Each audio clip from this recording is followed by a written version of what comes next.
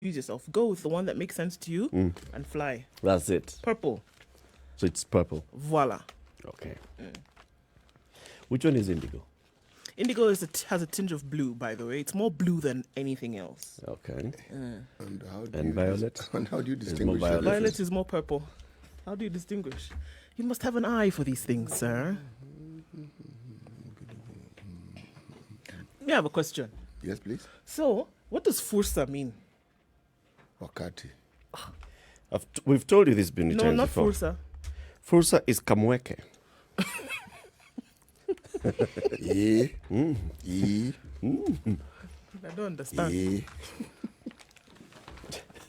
Fursa is wakati. Fursa is kamweke. They can be used interchangeably. Yeah, when someone stands up to speak and say, ningependa kuchukua fursa hii. Opportunity. Kumpongeza. Voila. Yeah. Okay, I'm good. Thank you. Kumpongeza. Wanaanza na Mwenyezi Mungu. Kumshukuru Mwenyezi Mungu kwa kutupatia kiongozi. Wakati huu. Yes. Yes, that's a word. Is opportunity. You've got it. Got it. No, I'm sure.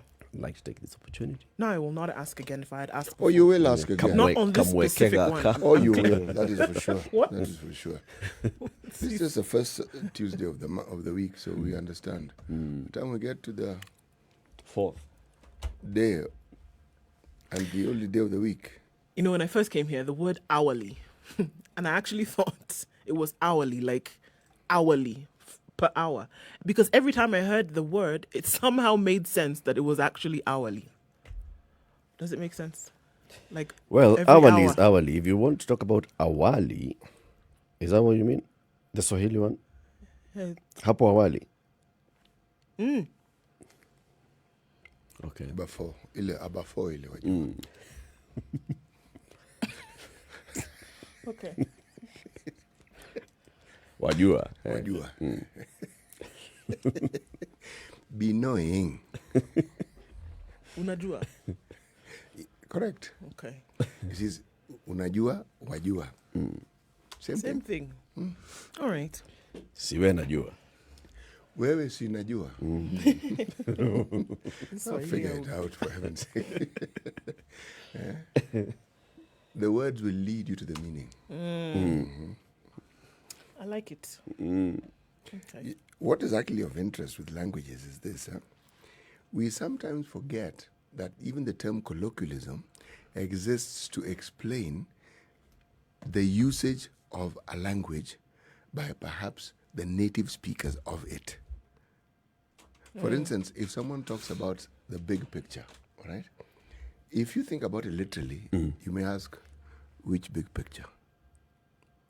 Yet, you are referring to a perspective that is all-encompassing and considers many other things as opposed to just one. Yeah. Yes. See? So, again, it gets a bit confusing, and that is why teachers of any language will tell you the key thing to understanding a language is not just to understand it, but to immerse yourself into the speaking of it. Yeah. True. I mean, like, and they say read the books, hang out with the people. Yes. I mean, that's how I learned some of the languages that I speak. Is you hang out with the people, you read the language into experiences, right? You get to understand, because the reading of a language and the speaking of it are very, very different. And then when you come to now actually understanding a language, there are many languages, for instance. Let me talk about African languages. They're very onomatopoeic, meaning when someone wants to describe movement. Doof. Yes, exactly. Or they want to describe, say, an action that of violence. There's a certain sound that they'll make to, and you'll understand what they're saying. Now, the English language and every other language also has these things. But there are things you would not actually understand unless you've immersed yourself into the speaking of the language. True. Yes. Immerse thyself. What's the word for rhino in your neck of the woods?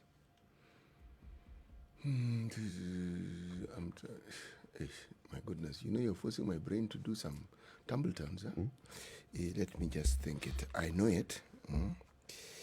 Rhino. So we said Joey is what, buffalo? It's buffalo. Buffalo. And so it's rhino. Rao is hippo. Hippopotamus. Hippo. Right.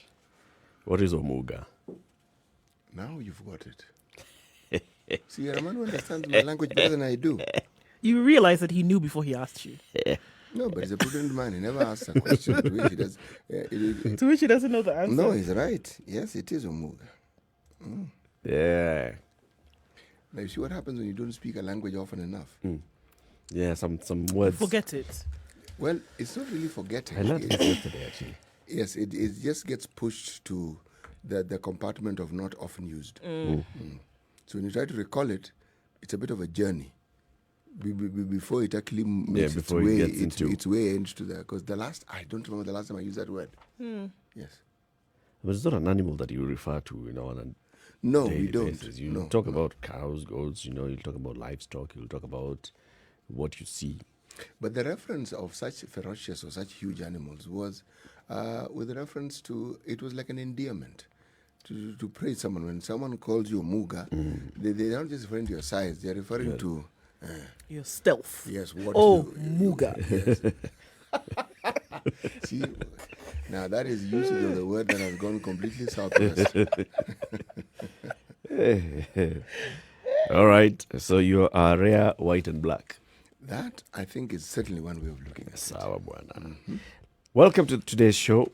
So schools reopened yesterday. We have seen images of pupils in school just doing what kids do, loving the fact that they are back to school, according to the pictures that we saw.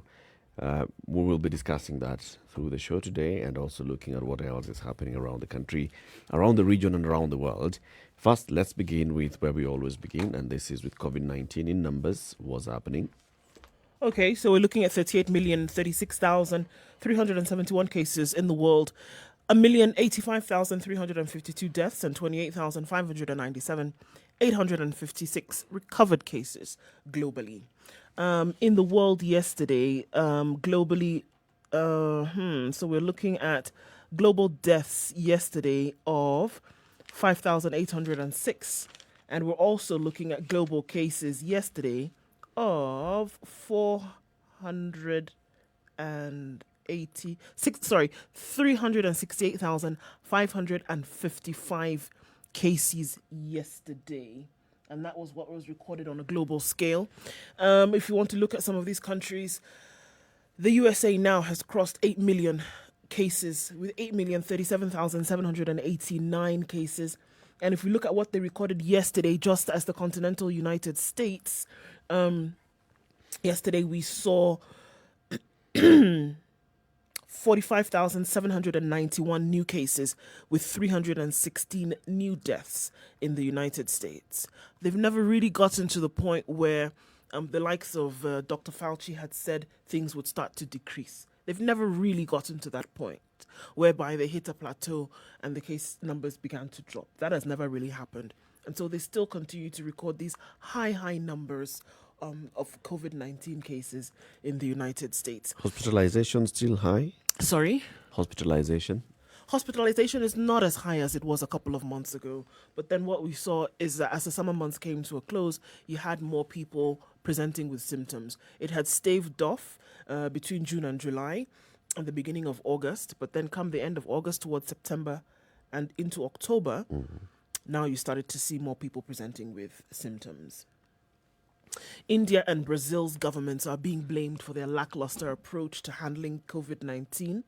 With India's cases now past 7 million, it's being said that the government is not really paying attention to this like they did in the beginning. With 109,000 deaths in the country, India is still continuing to record high numbers and testing quite highly as well. And still, whereas initially the numbers that they were finding were asymptomatic, now they're starting to record more and more cases of individuals presenting with symptoms that are worrying them. Those are very high numbers, actually. 8,900 serious or critical.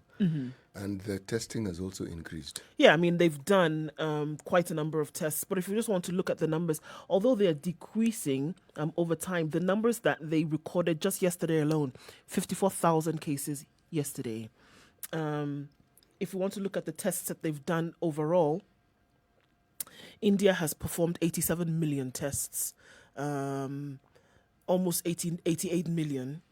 We know that the population is 1.3 billion. However, the rapid increase in cases and the rapid increase in deaths is something that's worrisome. Same thing in Brazil. It is worrisome, yes, but there's this concept of a second wave that is a bit baffling. Because there are those who describe it.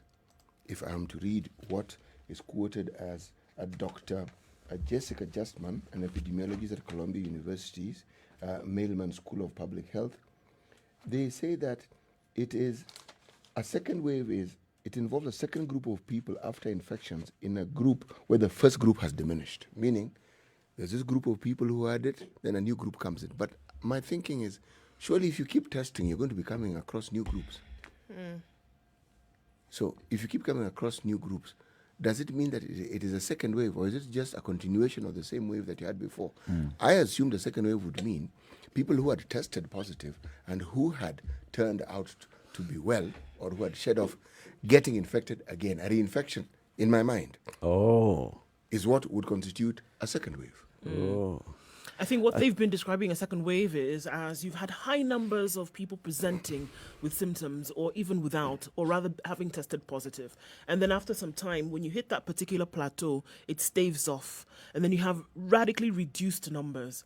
Now, when you have an increase in that numbers, when you have a surge and that surge continues to climb, that's what now a lot of these experts have described as a second wave. Wave is in infection rate. Yes. If the infection rate had gotten to a certain point and then it reduced, so you're assuming you've contained the spread of this virus. Now you start. This is assuming that the testing rate was also at a constant, and it has been maintained. And has been maintained. Yep. So the more you test, the more you realize that there aren't as many infections as there were previously, isn't it? Yes, but then even in that explanation, there is a point. Is it something that is considered to be universal, meaning across board in every place that is being tested, or is it that you found the infections less in certain areas? So you would ask, why is it less in this area as opposed to the other? You see the questions they're running through my mind as I'm going through this. And why this is concerning me is because we are being told right now that Nairobi and Mombasa there's a possibility of them having a second wave of COVID-19. Yeah. Yes, so it's within that context, and I'm saying, but how many have we actually tested? It's the Aga Khan Hospital that have actually raised this issue because they are seeing increased numbers of people who are testing positive. Now, the Aga Khan hospitals, everyone who sort of like walks through there will get tested. You will get tested. You're going into the hospital, they will check you, they will want to confirm.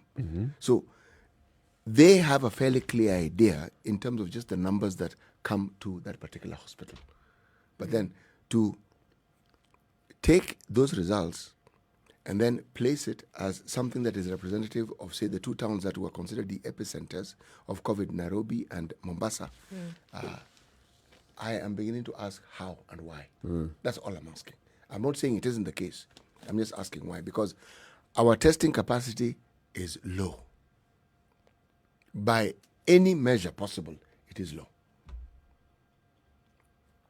It is. Is it the government that has talked about a second wave in Nairobi and Mombasa, or is it the report? No, this is specifically the Aga Khan Hospital. The Aga Khan Hospital. It's the Aga Khan Hospital, and the Aga Khan Hospital has not talked about it. It's just basically issued a memo to its staff. No, Yes. Is that not? Yeah, they reported an increased number of infections linked to virus spread. Yes, and this is when they were talking to their staff members. Talking to their staff and saying, look, we have seen the number of people who are coming now, the positivity rate appears to be rising. Those who are coming in and they testing positive is appearing to be on an incline as opposed to a couple of weeks before. So be careful. Let's ensure that we are following all the protocols. Yes, and that view of theirs has actually been supported by Dr. Andrew Were of the Kenya Medical Association. Yes, who actually is reported to have said that the country is certainly experiencing a second wave given the numbers of the infections increase in Nairobi, Mombasa, and he added Bungoma to that list. Yes. From the results that are announced on a daily basis. Yes.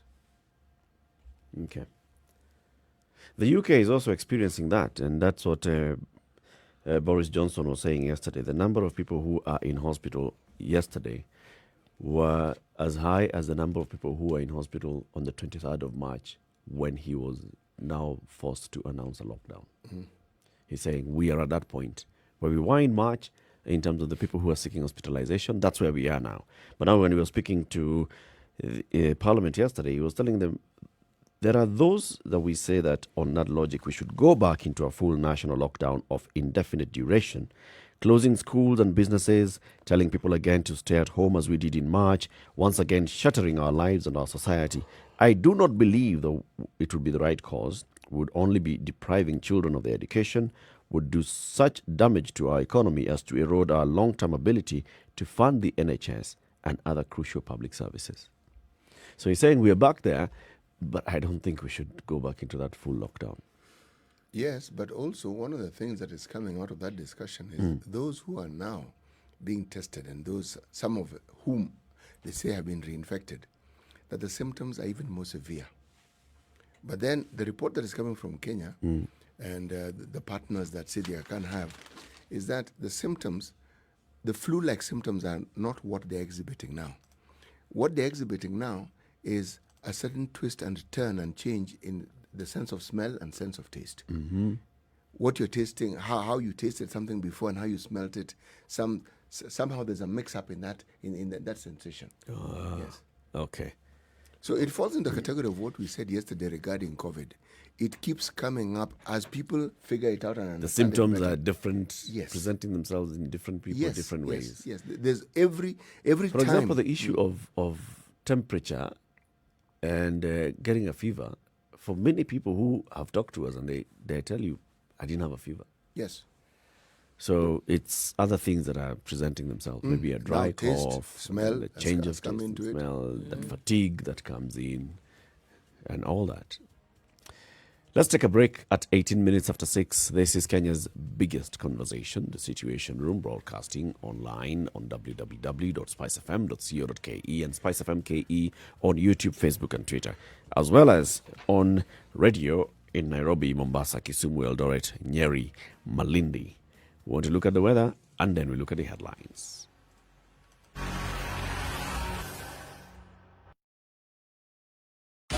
"24/7 around the world, non-stop. This is Spice FM. Mimi siwezi kunywa chai kama haina maziwa. Hiyo si chai hata. So when it started giving me stomach problems, nilijikaza tu. But my wife realized I was struggling and decided to get me some alternatives. My friend, I tried all those plant-based substitutes. Name them. Let me tell you, there is nothing that tastes as good as real cow's milk. So when I heard Gold Crown has lactose-free version of the real thing, I had to try. I was amazed. It is real cow's milk, kweli kweli, but without any of the discomfort. Asante Gold Crown. Try Gold Crown lactose-free milk today to enjoy the richness of all-natural milk without the discomfort of indigestion. 100% cow's milk, 100% lactose-free. Easy to digest. Classic soul, R&B, smooth jazz, neo soul, and nostalgic ballads. Make some noise. You're listening to Spice FM.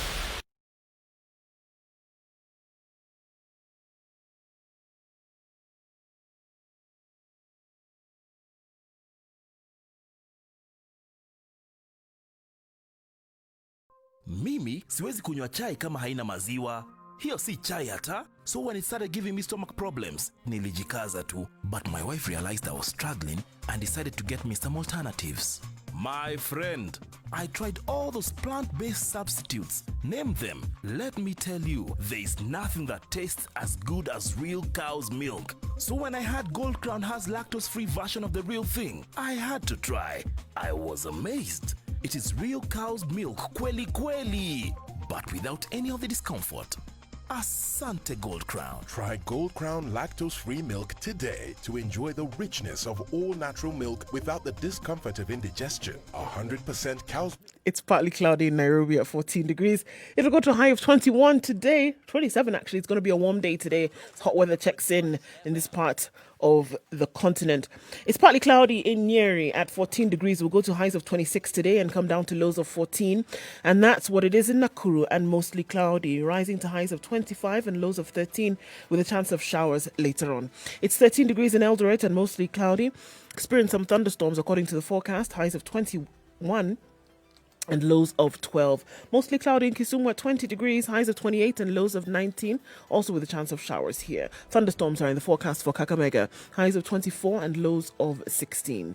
It looks like it will rain in Malindi later. It will be highs of 30 today and lows of 26. Mombasa is partly cloudy at 25, going to highs of 31 and lows of 25, with showers expected as well. Kampala is cloudy this morning, giving way to thunderstorms later, with highs of 25 and lows of 18. Dar es Salaam is partly cloudy at 25 degrees, going to highs of 29 and lows of 23, with thunderstorms expected later. It's mostly cloudy in Johannesburg at 11 degrees, highs of 24 and lows of 10.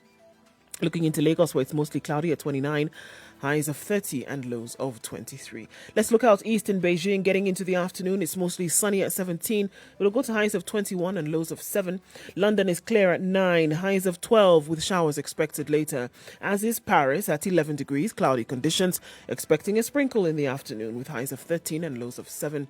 And when it gets round to morning in New York, they'll wake up to rains, and there are light rain showers at the moment at 14 degrees. That'll be the high, coming down to lows of 7 today.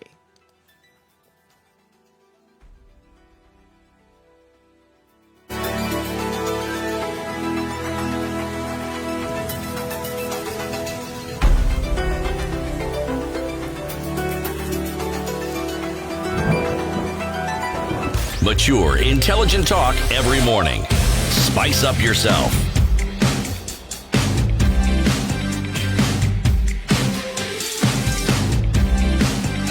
Mornings done right. 94.4 Spice FM, David Nairobi. Neto is listening in from Kisumu. How are you? Very good morning to you. Vincent says, ningependa kuchukua fursa hii kuwashukuru kwa kazi nzuri mnayofanya kila asubuhi. Locked in until the end of the show. Thank you very much for always being there with us, Vincent.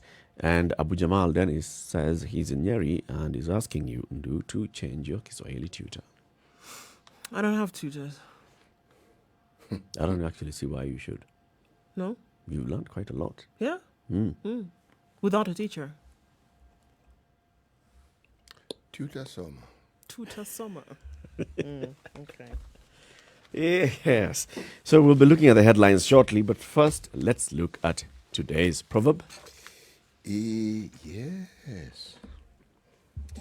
A man who drives his father's car is not entitled to speak in a council of men who own bicycles.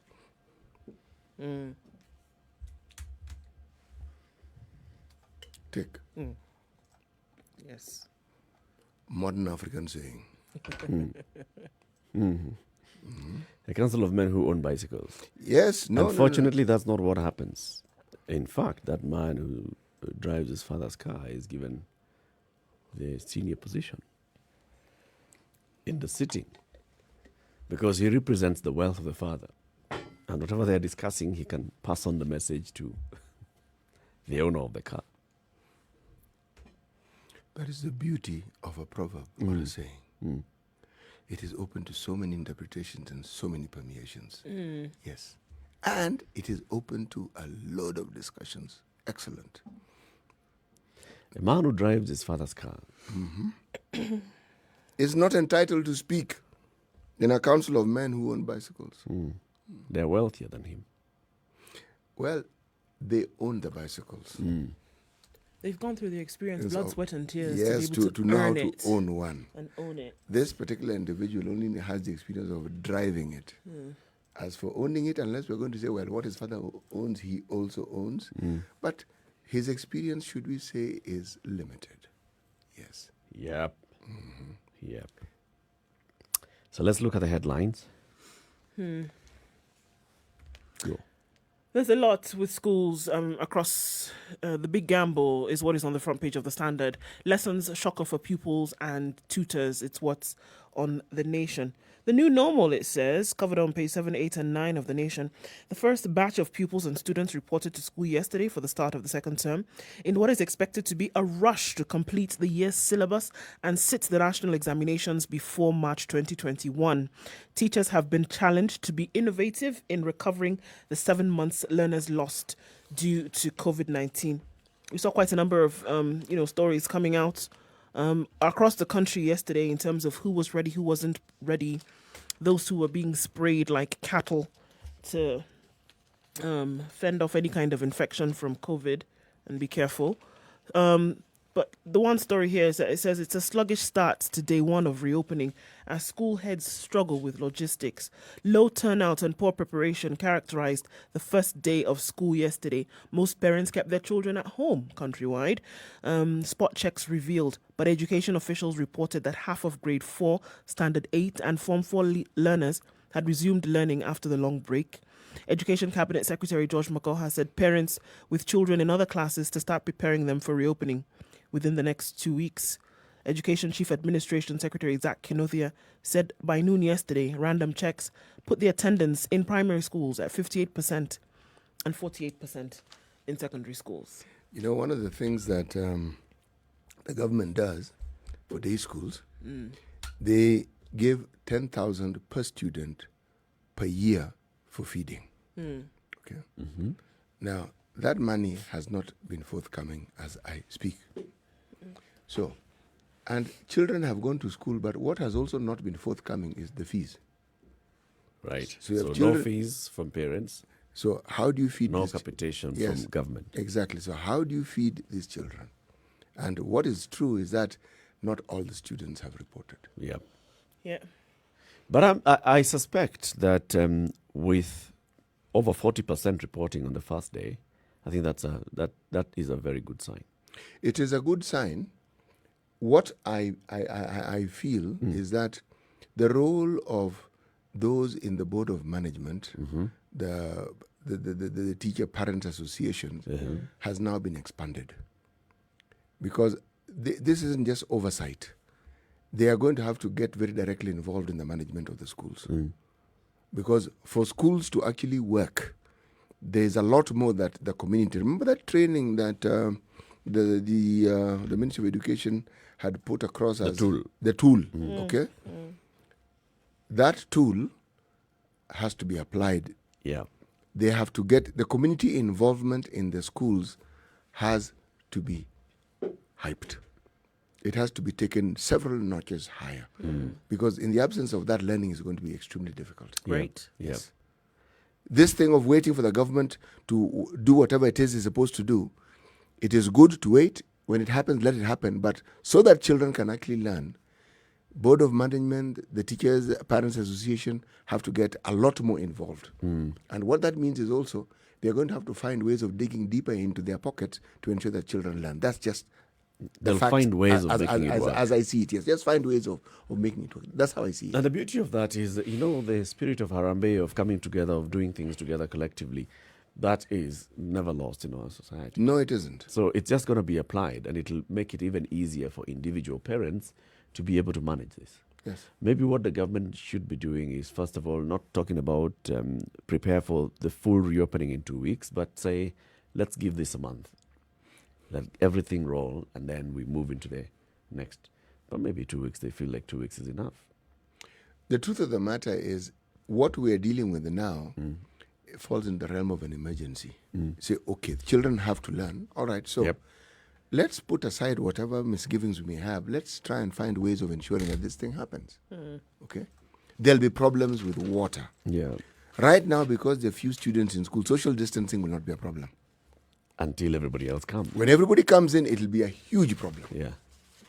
Is it really a concern for any of the officials in education, social distancing?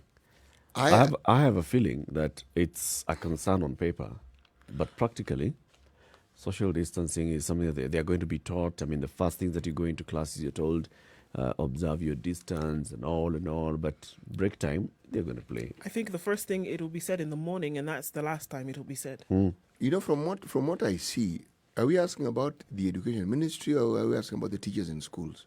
Everybody. The way I see it, let's start with the ministry.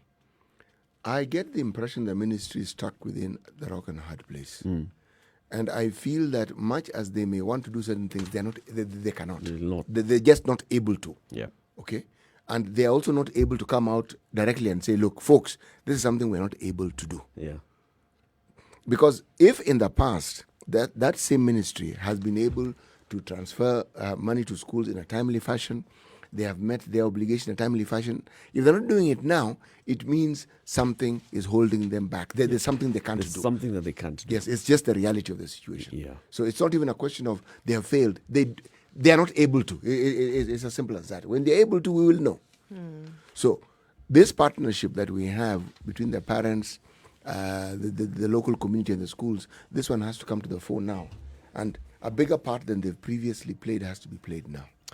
We'll be opening up this conversation in the next hour so that we can also hear from parents and from teachers and other stakeholders. 0719-012-600 will be the number to call so that we can hear what exactly is happening, the situation on the ground. It's now 28 minutes to 7. Let's first take a look at the situation on the roads, and then we'll continue with the other headlines. This is the Situation Room, the only way to start your day. Spice up your life.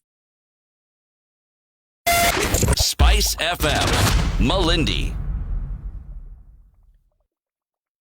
Okay, using Mombasa Road Traffic. these days has been described as an extreme and dangerous sport, unfortunately. And we see that traffic has already started to build up on Mombasa Road as far back as the Weybridge today. And right about 6:30, it's already bumper-to-bumper situation. Okay, guys, it looks like it's going to be a crazy morning. So as you get to the SGR, it seems that there's no end in sight to the traffic already. It'll take you through past Cabanas and that goes slowly, and then after General Motors you should be all right. But then after that, you're going to hit some more traffic all the way then now slowly towards the Nyayo Stadium roundabout, and then even slower still into the CBD and into Westlands. So we have some traffic there. We also have some traffic coming off the Thika Superhighway as you're trying to get into the CBD. That's also moving very slowly. Somebody's called it an accident on Ngong Road today, and it said it was spectacular. And there's been a bad accident on Ngong Road this morning, and so if you're headed to that direction and that's headed towards the CBD, you need to be careful. So we need to take a look at that in a short while. Okay, Spice FMKE, that's how you can reach us on Twitter, 40127. That's how you can text us. Let's take a look at what it looks like in a short bit.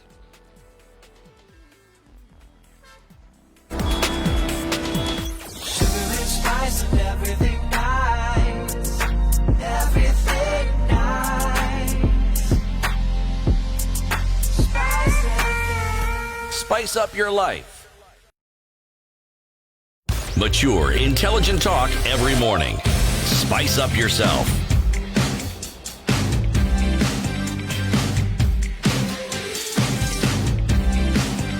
Mornings done right. Looking at other headlines at 94.4 to 7 o'clock. This is Kenya's biggest conversation, the Situation Room. CS's pledge to honor Senate summonses after meeting. So senators yesterday put cabinet secretaries on the spot for ignoring summonses by the Senate, thereby derailing their oversight role in a 5-hour closed-door grilling session by the liaison committee chaired by Speaker Ken Lusaka at a Nairobi hotel. The CSS, led by Cabinet Committee on Implementation Chair Dr. Fred Matiang'i, however, defended themselves, saying the responses for questions from senators sometimes delay as they endeavor to give accurate information. In the end, they resolved to form a joint technical team comprising the Senate Clerk, Jeremiah Nyegenye, Secretary in the President's Delivery Unit, and Secretary in the Office of the President to ensure synergy and fast-tracking business between the two levels of government. So the senators are feeling every time we ask these people to come, we want the CS to come this afternoon, Mr. Chairman, or tomorrow. And for that, CS does not come. And the senators are feeling muna to the rao. So then the CSs are saying, okay, some of the questions that you're really asking, they require time so that I can get the answers, so that I can come before you. We need to work out a way in which you can't just summon me to come tomorrow because somebody says that there's a murder plot against them. I need to get to the bottom of that matter so that I can come and respond accurately. Okay. Yeah. Okay. Beyond our borders and then within our borders, UK's Tesco dumps Kakuzi over court case. The UK retail chain Tesco has suspended the purchase of avocados from multinational Kakuzi and its majority shareholder Camellia PLC following a class action suit levelling accusations of gross human rights violations in and around their 42,000-acre Murang'a plantation. We had some information about this yesterday. Tesco's move is expected to rally other retailers in dumping Kakuzi, whose parent firm, Camellia, risks paying billions owing to a class action suit by 79 Kenyans who were assaulted, raped, or had their relatives murdered in the Murang'a plantation. Tesco is one of Kakuzi's biggest clients, as it sources thousands of the Murang'a-grown avocados every year. The supermarket said it does not condone any form of human rights abuse in its retail chain, and it has been working with various authorities to weed out any such action by its suppliers. Details of the class action suit were published by The Times on Sunday. The court papers paint a gory picture of horror and impunity as security guards in the plantation seemingly did whatever they wished to Murang'a's residents as police officers covered up any attempts to bring the culprits to book.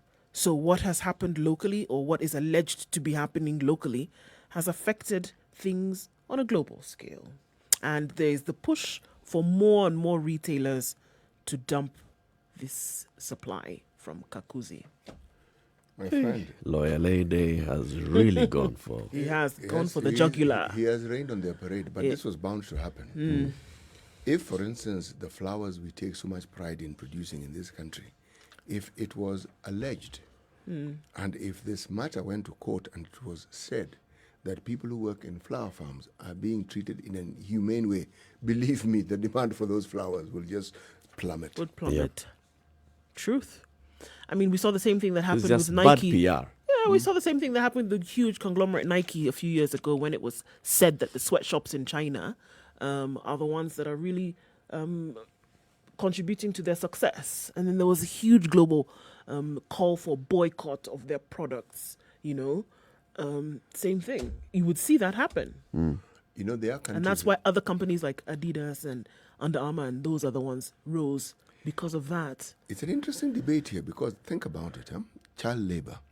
At what point is it a contribution to the family's well-being, and at what point is it child labor? Because there are very many instances, especially in this country. I go back to the time when HIV really ravaged certain parts of this country. Children had to take over the role of adults. Yeah. It wasn't as though they were given a choice. Okay, so would you like to look after yourselves? You're Or would you alone. prefer- You have a 15-year-old and then you have a 7-year-old and a 3-year-old. Yeah. What are you going to do? What do you do? Yeah. Yeah. You must do everything that you can to. But that's where now the role of government comes in. That's where the social the social protection comes services. in. Because that's those are the ones that should be taking over You those know children. what is interesting, Eric? Even as you mentioned, social protection, in the minds of many of our leaders or government officials, remember these are natives, Kenyan natives, locals, the Africans. Yeah. The first one is you, don't you have relatives? Yeah. And those relatives have died. They actually are no relatives. no relatives. If you're fortunate, it's a very elderly grandparent Yeah. who actually requires help. And when they hear that there's an opportunity in the flower farm adjacent to where they live, where they could be earning something, there's no second thought about sending this That is where 14, they troop. 15-year-old to go and work and get some money for them to eat. Yeah. It's a reality. If you want to look at it on the more privileged side of things, there shouldn't be such a thing as child labor. How dare you send your 15-year-old to go and work 8 hours a day? How dare you? Or then how dare you, even as management of a company, accept these children to come and work? Whereas on the other side of it, that's the choice that they have. So which do you choose? You see, it dovetails into something that is being fought even to date. Early marriages for girls. Yeah. Because when similar problems sort of like engulf a family, then the issue is marry off. Now, marry off here is akin to sell off. Because when that daughter is married off, then money which the family may not have had suddenly comes in. Yes. But the larger picture... And you reduce the number of mouths to feed in this household. Exactly. Now, that's where now, Eric, as you correctly put it, the government intervention is actually needed. Because the government really has to step in. Remember the bizarre case we had in Naivasha of the lady who killed 4 of her children? Yes. Because you had to ask, surely How? she had neighbors. Couldn't they see the... Couldn't they help? I mean, what is it? What is it? Anyway, And then you realize that, even if the neighbors were seeing anything, that's not their job, really. It's actually, as I say, it's not their showry. Yes. Yes, it's not really their job. What's in the daily business, as you call it? The business daily. The daily business, which is actually business daily. Okay. Hey. Let's talk about counties. Let's talk about constituencies.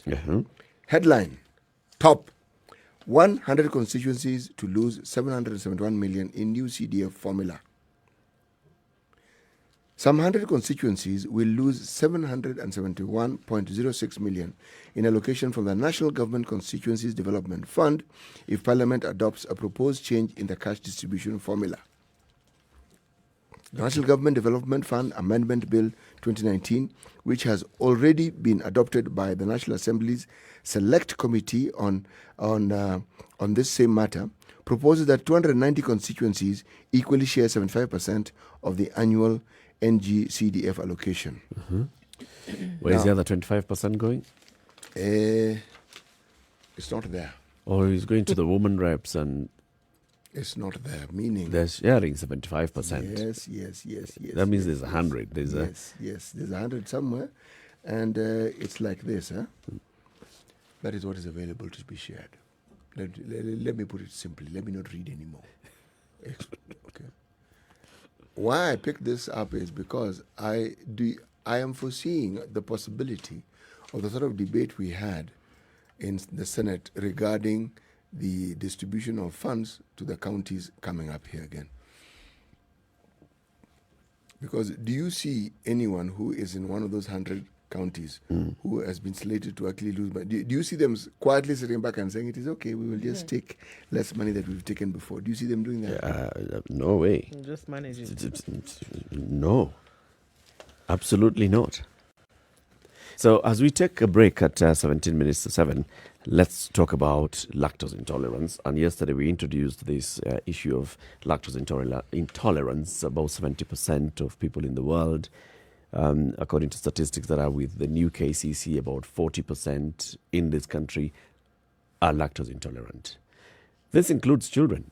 Yeah. Now the question is, at what age does an infant become lactose intolerant? Is it possible that actually a baby can be born lactose intolerant? Yes. Yeah. Born lactose intolerant. It is possible. And does this now change at some point in life as they grow up? It's a mixed basket. There are those who grow out of it. There are those who need an intervention, okay, in order for them to be able to consume any milk product. Yes. So, yes, it's a mixed basket. Okay. So if we look at a child, then an infant, lactose intolerant, so at that point of weaning, then you'll start seeing that you're giving them milk or milk product and they're reacting to it. Yes, they do. And as a child, apart because from now this child will not be able to tell you, I'm bloated, no, I'm gassed. they will tell you in the way children tell you. They'll spit it out. Number one. Yes. But you'll also see the discomfort that every time they consume this product, you can see they're in pain. Yeah. There's a cry of a child when they're seeking attention. There's a cry of a child when they're in pain or when they're in discomfort. But they will communicate to you that they're not happy with what is happening. Because what they feel in their body, if it is not pleasant, they will respond and they will react. Yes. It's looking to say that even if, okay, it's saying that generally children are born with lactose in their intestines, every child. So if a child gets to the point of intolerance, you'll then be able to know fully by the time they are 3.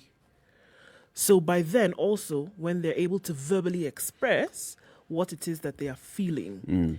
But if there are any signs, they would be mild until the time they get to 3. And by the time that tract has really developed is now when you would be sure whether this is a case of lactose intolerance or not. That's why you'll find that for most children who take their mother's milk, they would not, because that's what they feed on, that they would not necessarily have to expel it and need something else to feed on because they're still able to handle it until the age of 3. All right. So this Gold Crown lactose-free milk by the new KCC, it can be given to infants from that age of when you start weaning the child at about 6 months. You can start now giving it to children, and it can be used for feeding children. It's going to be safe, of course, because it's lactose-free. And we'll be telling you more about this Gold Crown lactose-free milk, where you can get it. There's a campaign that they're running, some promotion with various supermarkets, Naivas, Carrefour, Quickmart, KTS and Chandarana. We'll tell you what exactly you need to do. But now, today, we want to give away a new KCC gift hamper. And we'd like you to get onto our social media handles and tell us from what age can you start giving an infant new Gold Crown lactose-free milk. From what age can you start giving that infant the Gold Crown lactose-free milk? Social media handles, Spice FM KE on Facebook and Twitter. That's Facebook and Twitter. And then our main man, Mr. Brian Amulioto, is going to tell us who is winning the first. And this one has got to be won within the next 30 minutes before we ask the next question for the next one. Good morning. It's now 13 minutes to 7.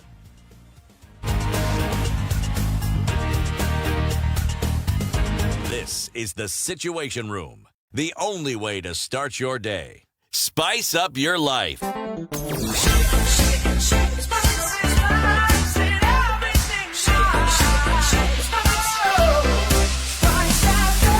Spice up your life. Mature, intelligent talk every morning. Spice up yourself.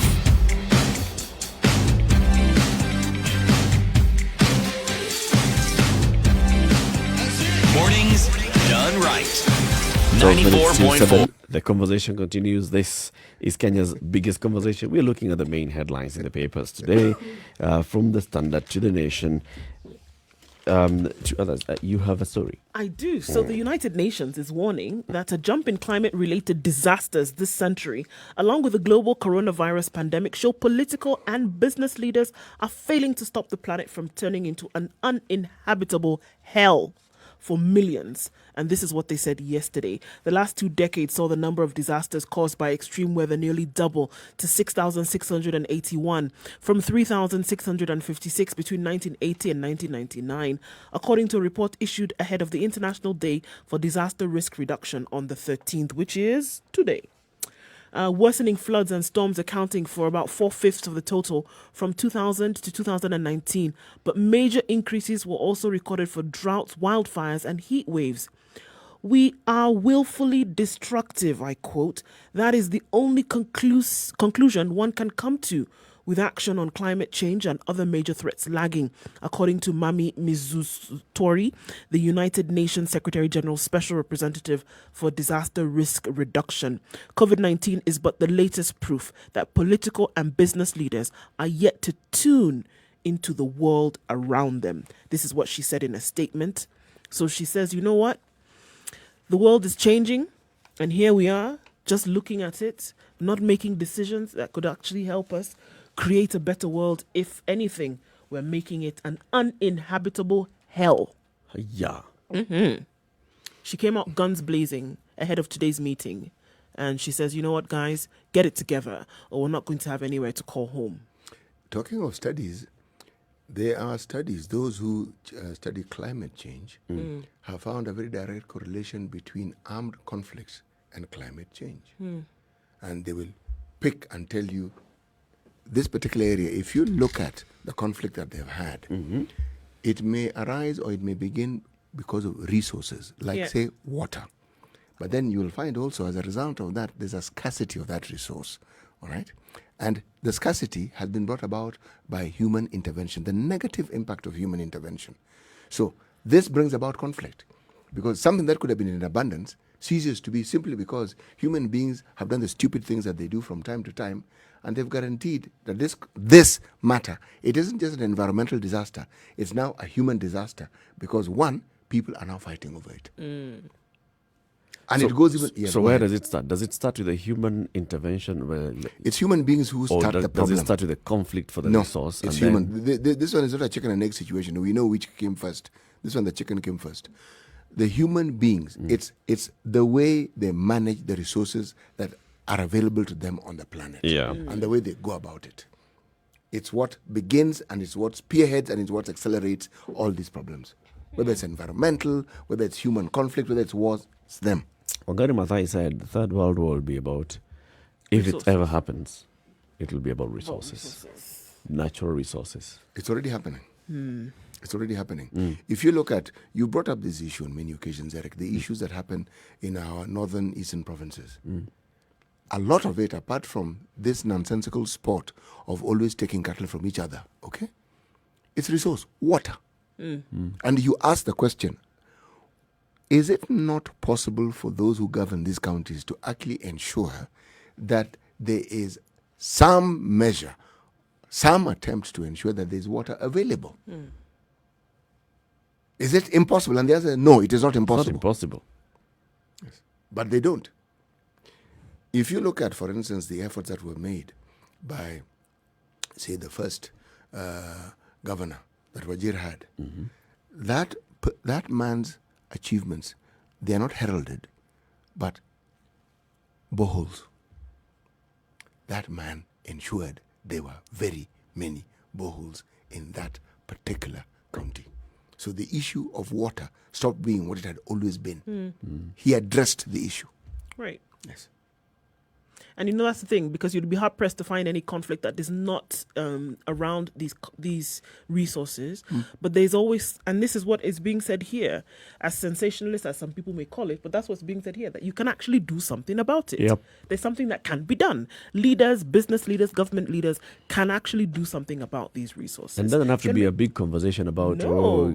emissions and all. No. It starts from just ensuring that you're managing the environment. Yeah, Properly. you have a water resource, for example. Is it clean? Is it sustained? It doesn't take billions of dollars, for example, to make sure that your water sources in Nairobi, for example, are clean. You know this canal area that was the news recently.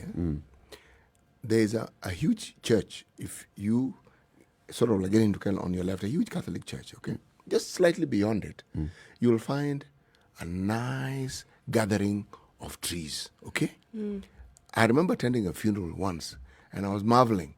And the person I was talking to told me, actually, people don't understand just how much Wangari did. He said, this is where I grew up.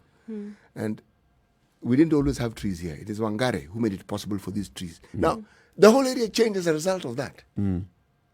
Trees were grown. Right. Not complicated. Just a campaign to ensure that trees are planted. Actually, we even have got to give some credit to Mwangi wa Iria, the current governor. Yes. He has had a huge campaign in Murang'a about trees, giving free tree seedlings, the county government buying seedlings and working with the Kenya Forest Service, giving seedlings to homesteads. Really, if you Schools. actually, and schools. If you go to Murang'a now, you'll find very many young trees, and you can tell these ones have been grown in the last 10 years or so. And you can clearly see that Now you there's can see- something that's happening. Think of the long-term benefits. Long-term Long-term benefits of that. Absolutely. There's a story here that is quite interesting.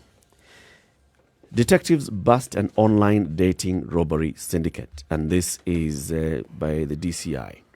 So what is happening is that there is mobile dating apps, okay? So people go onto these mobile dating apps, and let's talk about the men. So men are going to the mobile dating apps, and then they see these beautiful women, and they chat up a conversation with them. What is happening, though, is that unbeknownst to the men, the women are criminals. So they are lured into meeting somewhere by these women, and then when you go, you are then robbed. Talks about the story of two particular people. One is a lady called Mary Muki Kyoko, and a gentleman called Naraj Devraj. So Naraj Devraj had met this beautiful lady and believed that she lived at a house in Imaradaima Estate. Devraj had, like many people today, trying to get a suitable person to date from Miss Kyoko on the internet. And so when Devraj found an opportunity to meet Kyoko in person, he took it. What he didn't know was that Miss Kyoko was part of a gang that has seen an opportunity in the number of those seeking dating and other related services, like procuring sex on the internet, in order to rob them. So Mr. Devraj goes to Imaradaima to meet this lady. He gets there, he finds other men who have been waiting for him. In fact, there is no Miss Kyoko at all. And the person that he has been chatting and looking at the photos finds this gentleman. And what do? They sandwiched him, the two men blindfolded, and ordered him to call his son and boss to send them ransom for his release. This is according to an affidavit filed in court about Mr. Devraj's kidnap. Devraj's son and his employer sent some money, 100,000 shillings. The kidnappers then forced Devraj to transfer the cash to their phones through mobile money. He transferred 108,000 shillings. Even after milking him of 208,000, the gang was still not yet done with him. They demanded his ATM PIN, and when he refused, they took him to an undisclosed house and stripped him naked. A new woman who was introduced to the scheme, she stripped naked and forcefully embraced Devraj as the gang took pictures. They then threatened to leak the pictures on the internet if he did not give them his ATM's PIN. Cornered, Devraj had to oblige. 453,000 shillings gone. Okay. He reported this matter to the DCI, Langata, and investigations started. Now, this is where the issue now comes in. A search conducted in the house led to the confiscation of 6 mobile phones, a POS machine, assorted ATM cards, a core bank agent book, among other items. Miss Kyoko, that lady, and one of her accomplices, Gideon Mbusu, were arrested last Monday. They were taken before the Kibra Chief Magistrate Joyce Kandani, where they were held at Langata Police Station.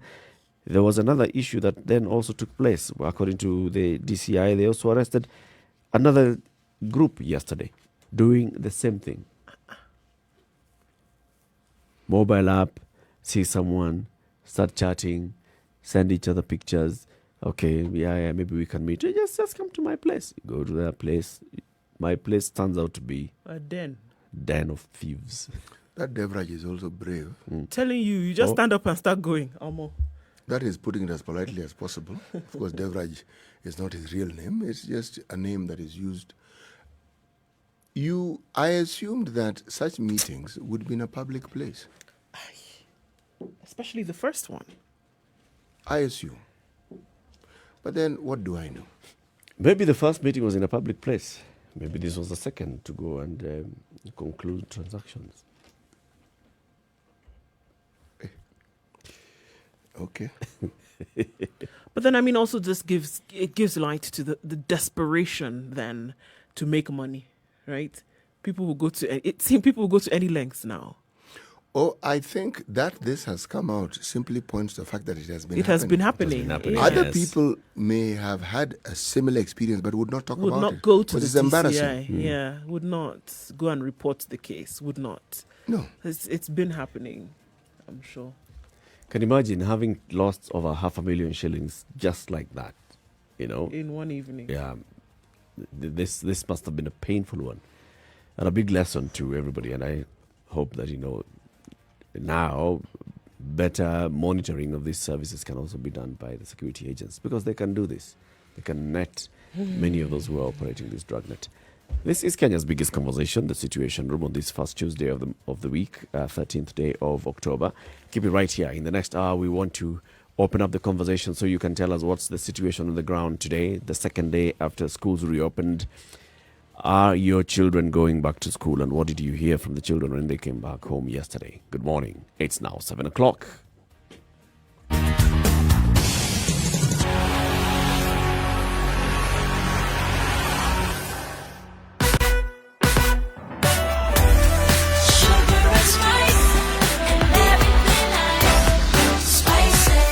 Spice up your life. Traffic. Okay, so Thika Road this morning, right around Githurai, a lorry has stalled, so if you're headed in that direction, please be careful, because this has also affected traffic as you're heading out. There's a stalled bus, a stalled lorry, traffic is building up, and so the middle lane outbound on the Roy Sambu Githurai stretch now is chock-a-blocked. Bumper to bumper situation, traffic happening there, and so trying to get into the CBD, it will slow you down just a bit, but then as you get further down, you will be all right until you get to Bangani Underpass. That's moving very slowly. Kiambu Road also at this hour is already jam-packed, and it's moving very, very slowly this morning. You get to around Ngara, and it slows down yet again before you get to the Globe Cinema overpass. Forest Road, however, is looking good, and it's not too bad as you get into the city centre. Then through to Westlands and out into through into Chiromo, and then to the the University Way roundabout, that's also looking pretty good. Not too bad. Coming off Mombasa Road, this is where we have a situation this morning, folks. It is bumper to bumper, all the way from the SGR through to the JKIA turnoff and then out towards General Motors, moving very, very slowly. Spice FM KE, call us on Twitter or 40127.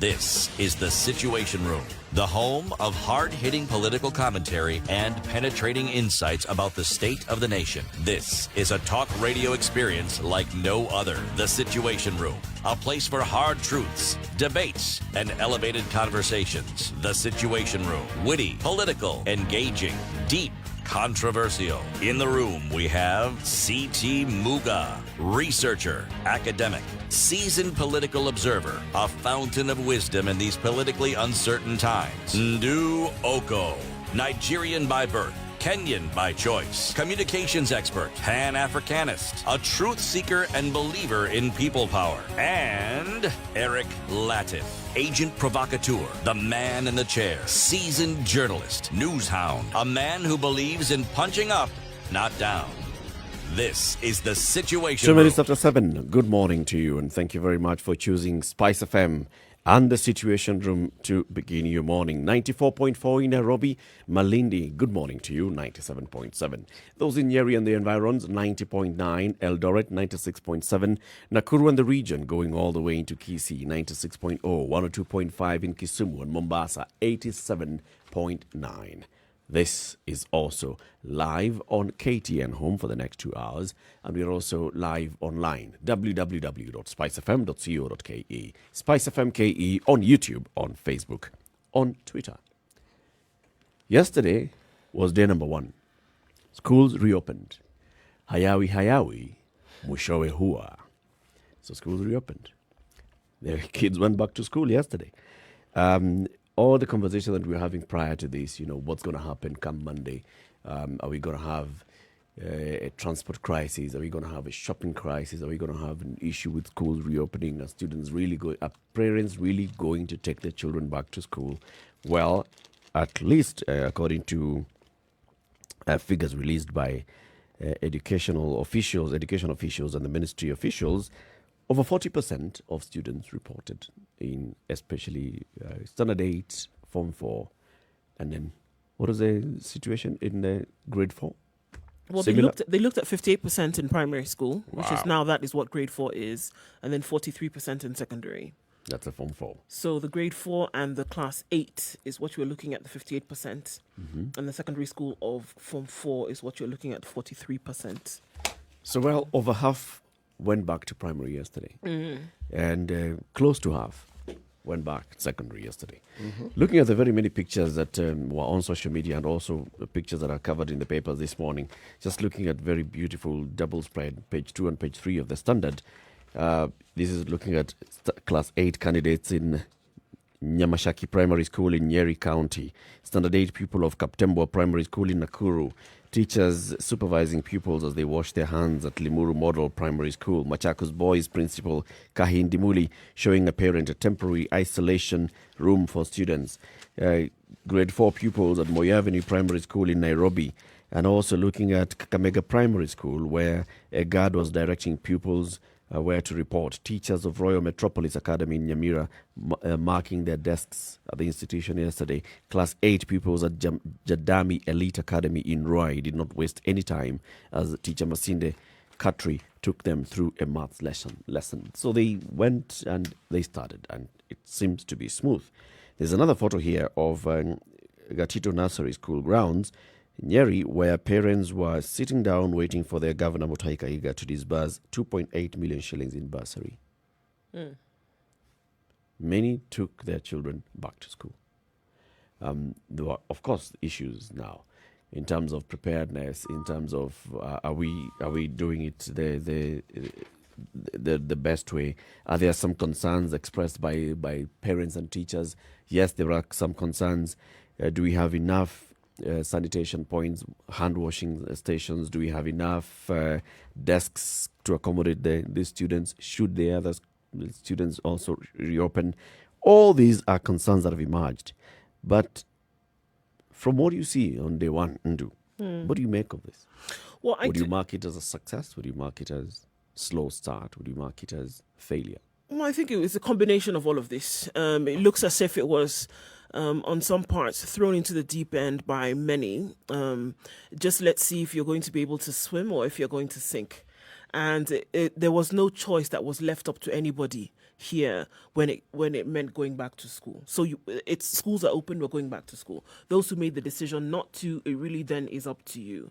Those who then didn't have the ability to go back to school, unfortunately then you suffer because it seems that concessions or considerations were not given to those then who didn't make it yesterday. It's interesting because on the same yesterday is when we heard from the CS that he was actually calling it criminal for some parents, for some schools, for example, who would insist that your child, if they had not joined any kind of online learning, and then were told that they would not be able to come back into class and pick up with everybody else, would then be sent out of school. He called that criminal. He also said that he was pleading, and I think this is the first time that we saw him talk about private schools specifically, because he also reiterated that every time I come out here and speak, it's as though I am only referring to public schools. But then he said, and he made this appeal yesterday, also to private school heads, that please don't send children away because of lack of school fees. If they come and they present an issue, please find a way to accommodate them. But there's a difficulty in this because the private schools depend 100% on the school fees that is paid by parents. And if parents are bringing their children to school and they're not able to pay, the question then is, how are these schools then going to run the machinery needed to educate these learners?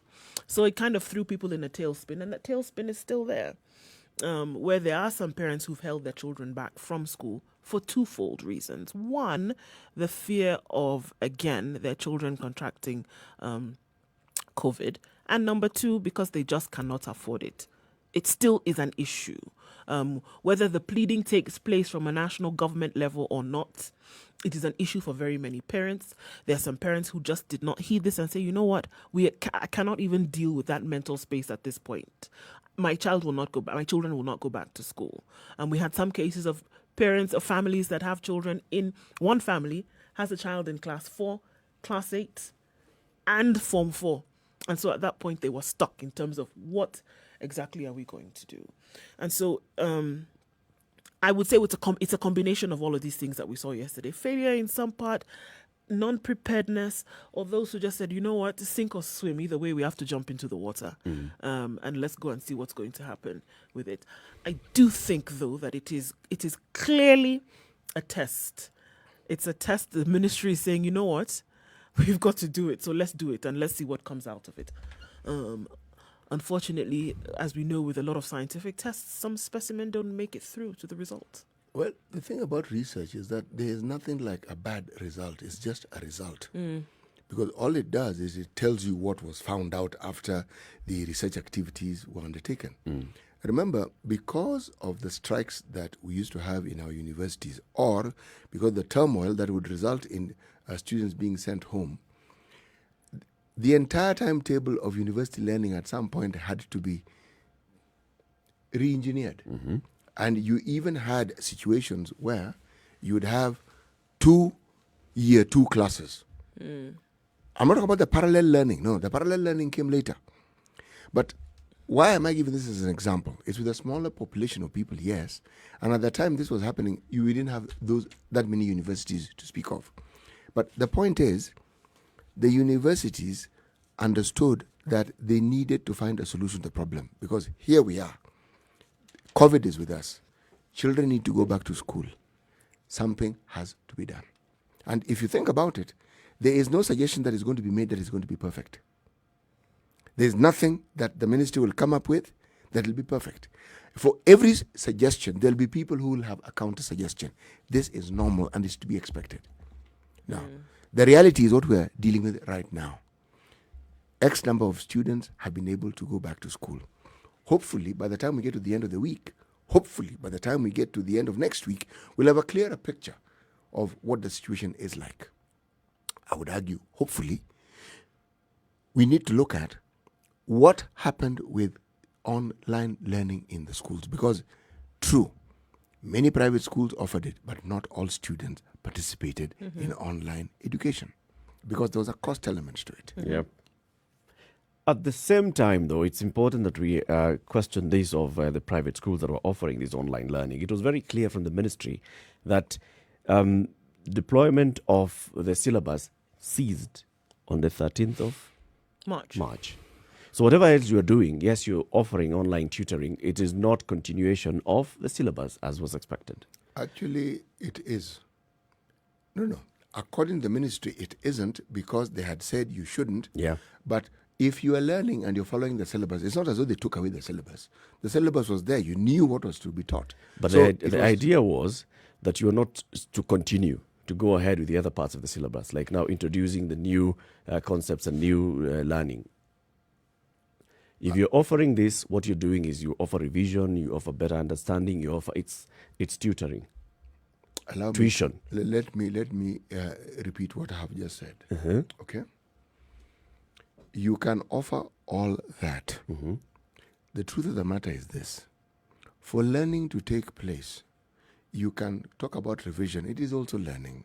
Call it relearning. But when you have a syllabus and you know what ought to be taught, all right? The proof of this pudding is in what Nduh mentioned. There are schools who have reportedly been accused of not allowing students to continue learning because they did not participate in the online learning. If all you're doing was revising, then it means that you never really moved out of where you stopped. So there is no need for you to stop a student from coming into class. That need points to what I'm trying to say, that people actually learned beyond what they had learned when the government said, halt at this particular point. They went further. This is what I'm trying to say. And that is okay. The point here is, according to the Ministry of Education, you were not supposed to have gone further. Even if you went further, when you reopened, we are going back to where we should have been in March. According to the Ministry of Education, you're not supposed to send children home. Which is where children the argument... are sent home all the time. But you see, the argument that they're using is, because of that reason, you shouldn't therefore be telling someone, because you did not participate in online learning. You know, the argument by the schools is, you didn't participate in online learning, so you're 6 months behind everybody else. Right. So we really can't readmit you into this, because you are 6 months behind. You're going to drag everybody behind. That is what he's saying. That is criminal.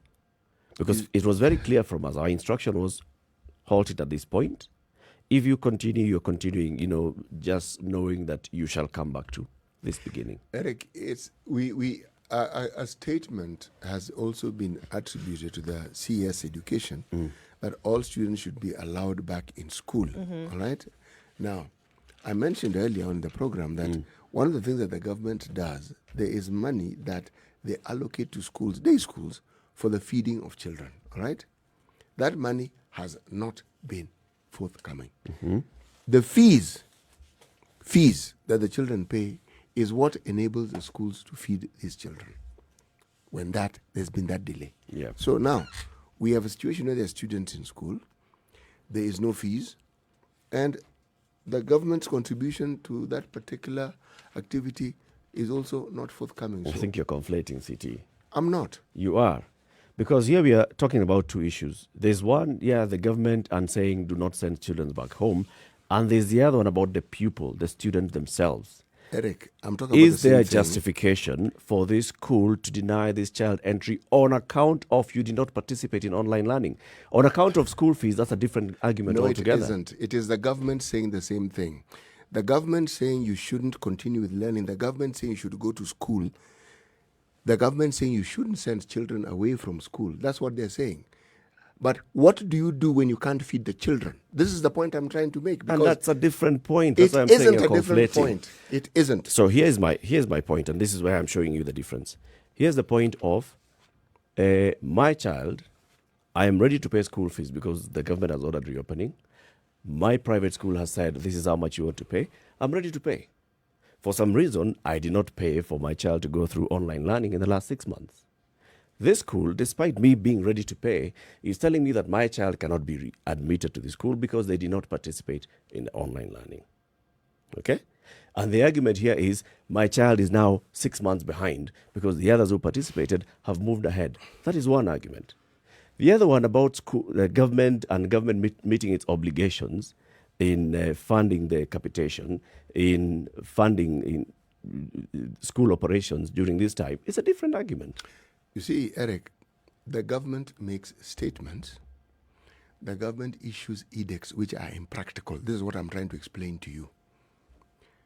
When you tell a private school or schools that were offering education to children, usually what they do is they will talk to the parents, they will communicate to the parents about what they want to do. And by the time they implement it, the parents have accepted and have agreed. Now, there'll be those parents like the ones you mentioned who have not agreed.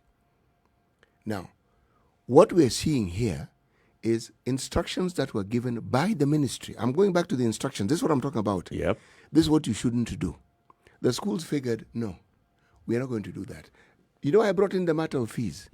I'm giving a further example of what the government says with regards to fees. You cannot send children away because they haven't paid fees.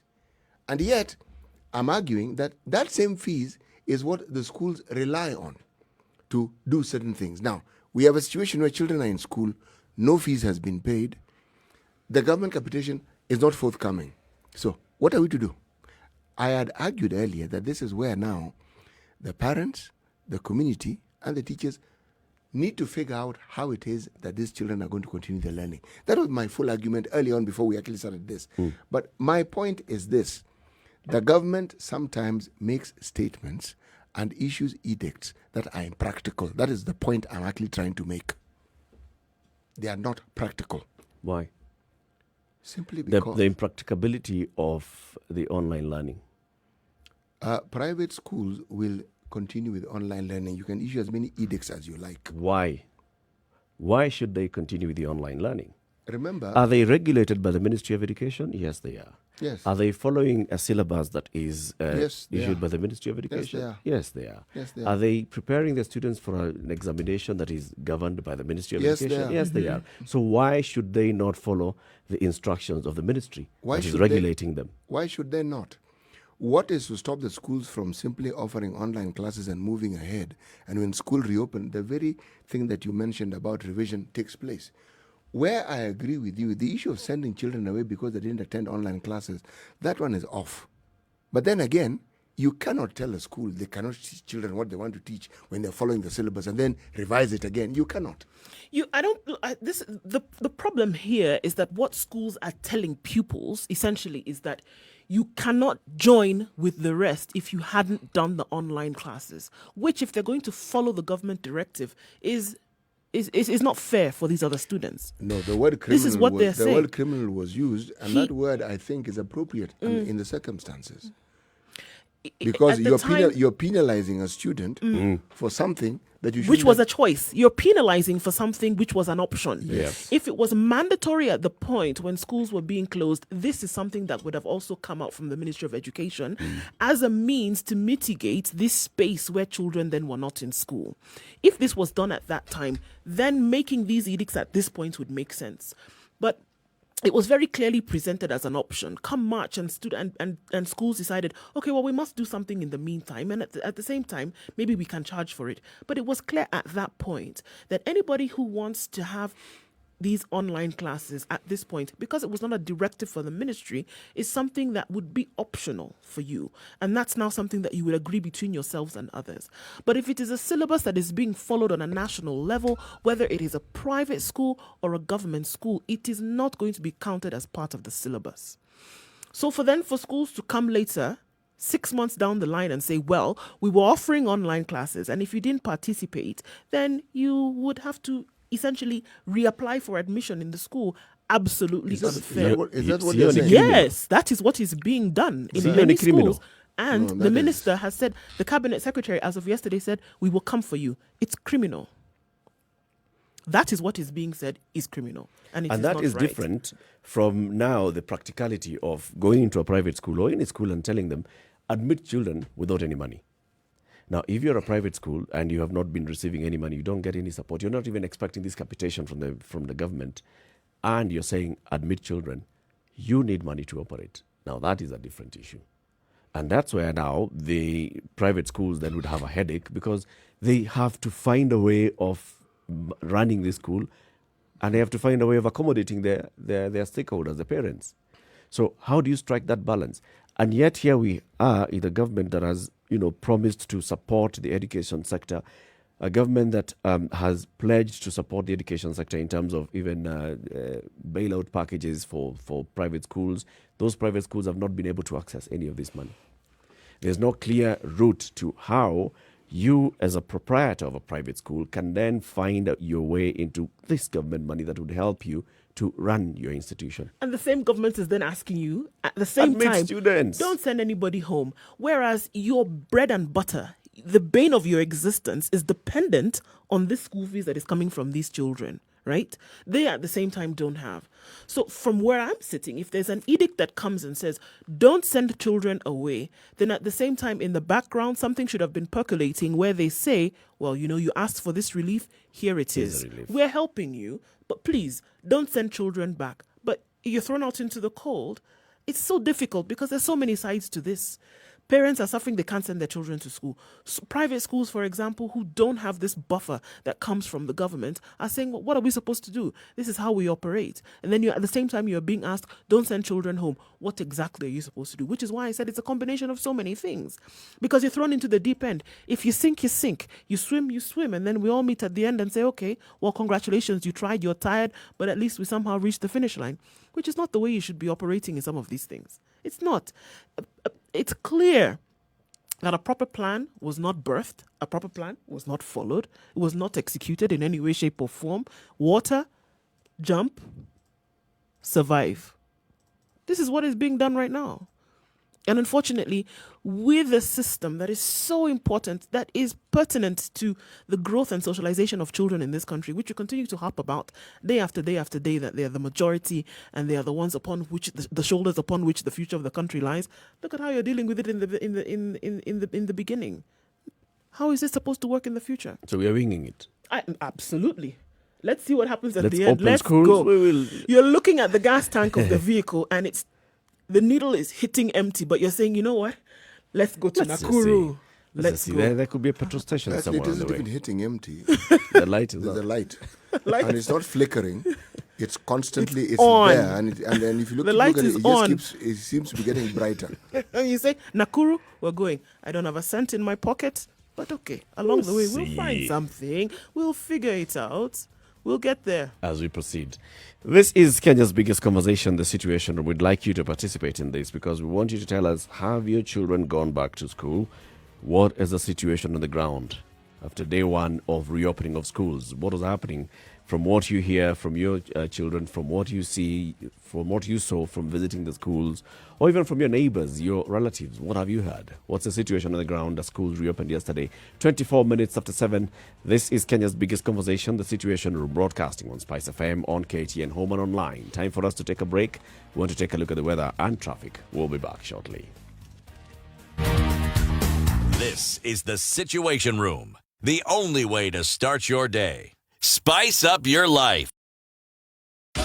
24/7, around the world, non-stop. This is Spice FM.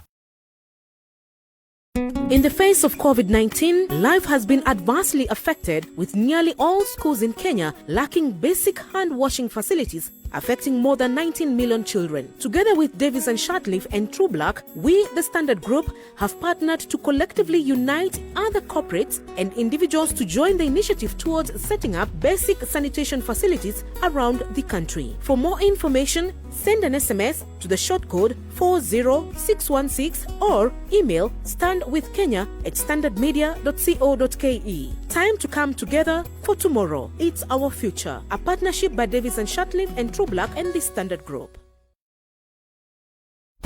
Classic soul, R&B, smooth jazz, neo soul, and nostalgic ballads. Make some noise. You're listening to Spice FM.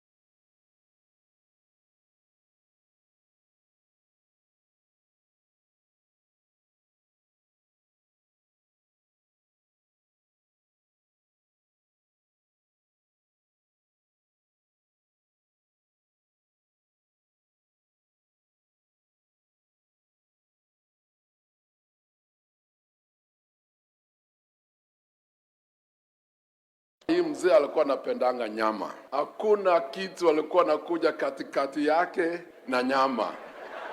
Basi uliambia mzee nani alikataa asikule nyama? Tafadhali mzee, daktari amekataa. Ngoja kidogo. Kwanza ati nani? Nani? Amefanya nini? Daktari amekataa. Okay. Hebu sasa sema vizuri vile unavyojua. Hii mzee alikuwa anapendanga nyama. Hakuna kitu alikuwa anakuja katikati yake na nyama. Hasa kwa Kikwetu tunasemanga karasta, yani mbavu. To get Daktari, dial star 811 star 800 hash. The It's weather slightly with overcast in Nairobi at 16 degrees, partly cloudy conditions, highs of 28 today. Looking into Njeri, 26 degrees will be the high, lows of 14, partly cloudy conditions at the moment. It's mostly cloudy in Nakuru at 14, highs of 25 and lows of 13 today. Eldoret is mostly cloudy at 13, going to highs of 21 and thunderstorms in the forecast, coming down to lows of 12. In Kisumu, it's mostly cloudy at 21, highs of 27 and lows of 19 and likely to be a wet afternoon. Kakamega experiencing thunderstorms later, highs of 24 and lows of 16. Malindi is mostly cloudy at 26 degrees, going to highs of 30 and lows of 25. We expect to see some rain in Kampala later. It's currently cloudy at 19. And in Dar es Salaam, we're looking at partly cloudy conditions at 25 degrees, and the rain has started coming down. Thunderstorms in the afternoon with highs of 28 and lows of 23. Let's look into Joburg, where it's mostly cloudy at 11 degrees, highs of 24 and lows of 10. And in Lagos, for now, it's mostly cloudy at 29 degrees, going to highs of 31 and lows of 23.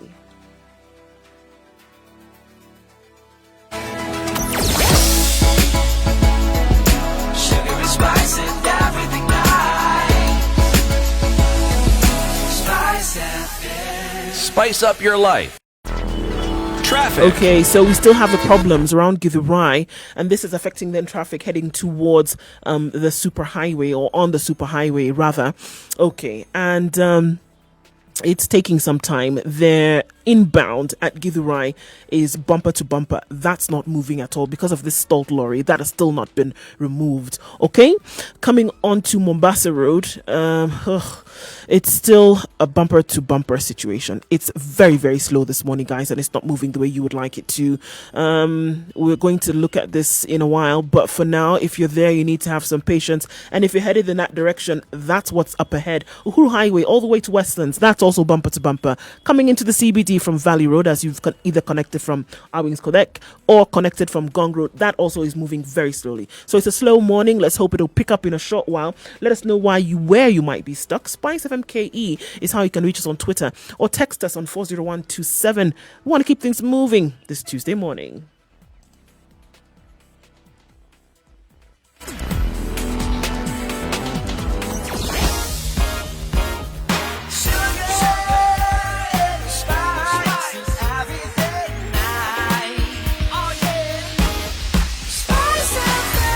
Spice Up Your Life. Mature, intelligent talk every morning. Spice up yourself.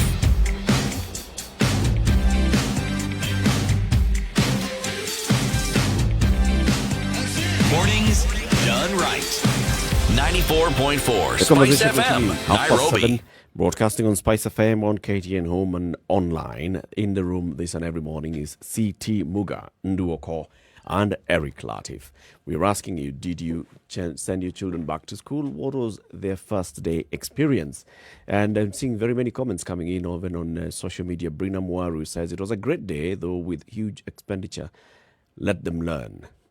And an industry engulfed by both private and government investment, such as education, is bound to face challenges like the ones we are experiencing. Truth be told, most private schools seem better prepared for reopening than many public schools. This is according to Abu Jamal Dennis. And Denti says, no. Do not take their child back to school because not prepared. Let's go to the phone lines. Mwalimu Kamau is joining us on the line. Good morning, Mwalimu. Good morning, sir. How are you? Very well, thank you. Yes, long time. I've not called for a long time, but I still listen to you. Very good. We are glad that you're still with us. So, Mwalimu, did you reopen schools yesterday? Of course, that's another. We opened the school before children. We were here preparing for the coming back of children, 2 weeks ago. You were recalled 2 weeks earlier, yes, indeed. Yes, we were told that we are supposed to come prepare to receive back our children. Mm-hmm. And we were here, but we still wondered what are we doing most of the time. Just coming, reporting, going back home. We had nothing to do. As a teacher, I cannot come prepare water. That's not my work. So you were not preparing at that moment? What are we preparing? Nothing much. We rearranging classes, maybe, just to ensure that there is social distancing is going to be observed. Looking at where, just knowing the lie of the land, looking maybe if there's going to be a special room for children who develop symptoms. The main thing you are, such things are true. The main thing you are doing here, and I think we did it very well. These people from Kazi Mtaani, they were in schools doing the sheltering of the field and ensuring the compound is well maintained. At least we were there for that.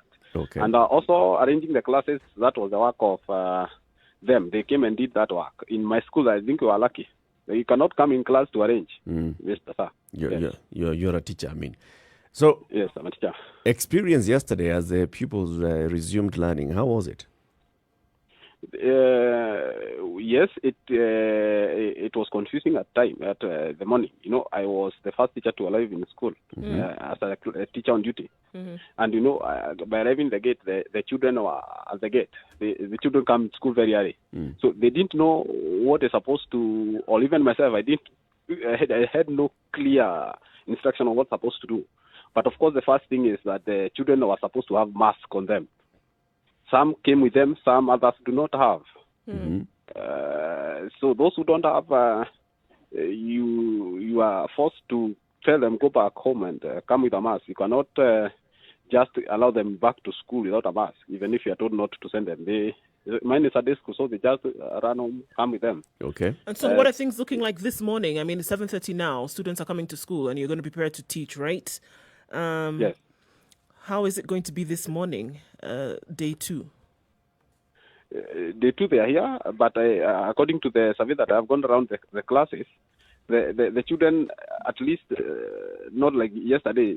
Yesterday they were fewer. Today they have increased. You know, I think the parents did not, and also but today, for example, in class 8, they have increased compared to yesterday, even in grade 4.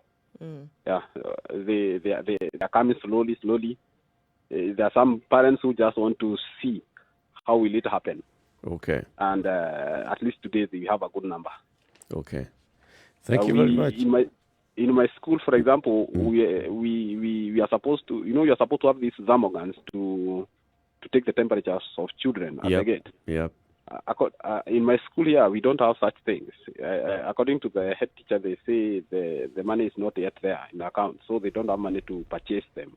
So we are just getting children in classes. We are not taking the... So you're not doing the temperature screening? We are not doing them. I saw in the television yesterday some schools are doing that, but in my school, because my school is one of maybe the biggest schools, but these small schools, they're not having such things. Okay. The life here is just kawaida. The life is... the children are coming to school. The students are coming to school the way they used to come. Just mask. Mask is the main thing we are focusing on. Mask is the main thing we are focusing on. We have nothing big. Water is a problem. So do you have hand washing stations? No. In my school, we had a staff meeting yesterday, and we are saying that we need these water stations.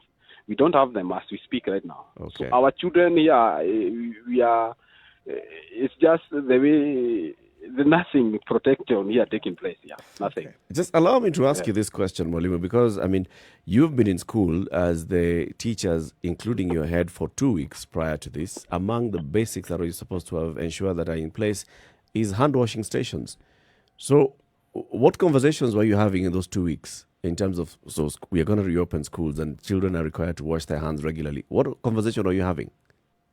No, as a teacher, I expect the head teacher to say we have money to do this. But if they say they don't have money, you cannot do anything without money. Money is everything. So it is a money issue. Has a money issue. Unless the head teacher has a place where he can get his money, maybe then we had these issues. Teachers are being transferred in masses masses. The head teachers have been transferred. So a new head teacher will not come just start doing things. Okay. We had a new teacher who just reported yesterday here. Okay. He cannot do not big things. We as teachers, we just watch now. Walimu, thank you very much for sharing your experience with us. Thank you, sir. Asante. Yegon, good morning. Good morning, Eric and the entire team. Good morning, Yegon. Yes. Where are you today? What have you observed in terms of schools reopening? I'm in Nandi at the local setup. Mm-hmm. And what I can say is that the parents were prepared for back to school. When I mean prepared is because they have to send the children to school because the government has directed. Yeah. They don't care about the mask. They cannot afford the mask. They cannot afford the sanitizer. Most of the schools within my Mosop constituency have no supply of water, especially day schools, public schools. I think those who are better are the boarding schools because they have accessibility to water. Now the teachers have been 50-50. I was in another school prior or on Sunday, and the teachers were saying, no, we cannot open the school. We don't have even, the toilets are just worn out. How can we open the school? Wow. And this is the real situation on the ground, Yegon. Yes, this is the real situation on the ground. And despite the fact that the government had directed teachers 2 weeks ago to go back to school. Now, why did the teachers go to school? They had to go to school because Mako has directed. Whereby you find the teachers telling the other teachers now, maybe just they come tomorrow and the other day, maybe we might expect the visitors from Ministry of Education. There were no preparation.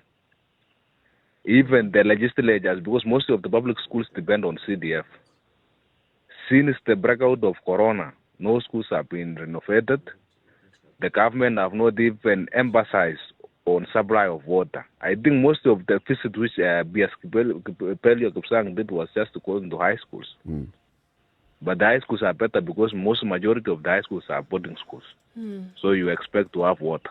But at the local primary schools, Nothing. They are in God's mercy. Thank you, Yegon. Yeah. Thank you very much. Professor Mchaka in Nyamira, good morning. Good morning to you, Baba. I want to speak please with the Kiswahili. Go ahead. So, sasa ningependa kuuliza hivi, hapo jana niliona watu wengi wamefungua shule hasa sehemu hii ya Nyamira County. Sasa kitu ningependa kuuliza ni hii, niliona bila wamefungua, watoto wameingia kwa shule kwa wingi, lakini wote pia wanafuata masharti. Lakini kitu ningependa kuuliza ni hii, unaona visa vingi saa hizi imeanza kulipuka, hii ya corona imeanza kuongezeka. Je, ikipatikana mtu mmoja ama mtoto mmoja ameathirika na corona upande huo, itabidi shule hiyo yote ifungwe ama wataendelea tu, kwa sababu hasa wakati huu wanatumia hii kitu ya kupima hii ya joto tu, sio ile kupima halisi kabisa. Yeah. Tafadhali ningependa kufahamu kwa upande huo ili niridhike. Shukran.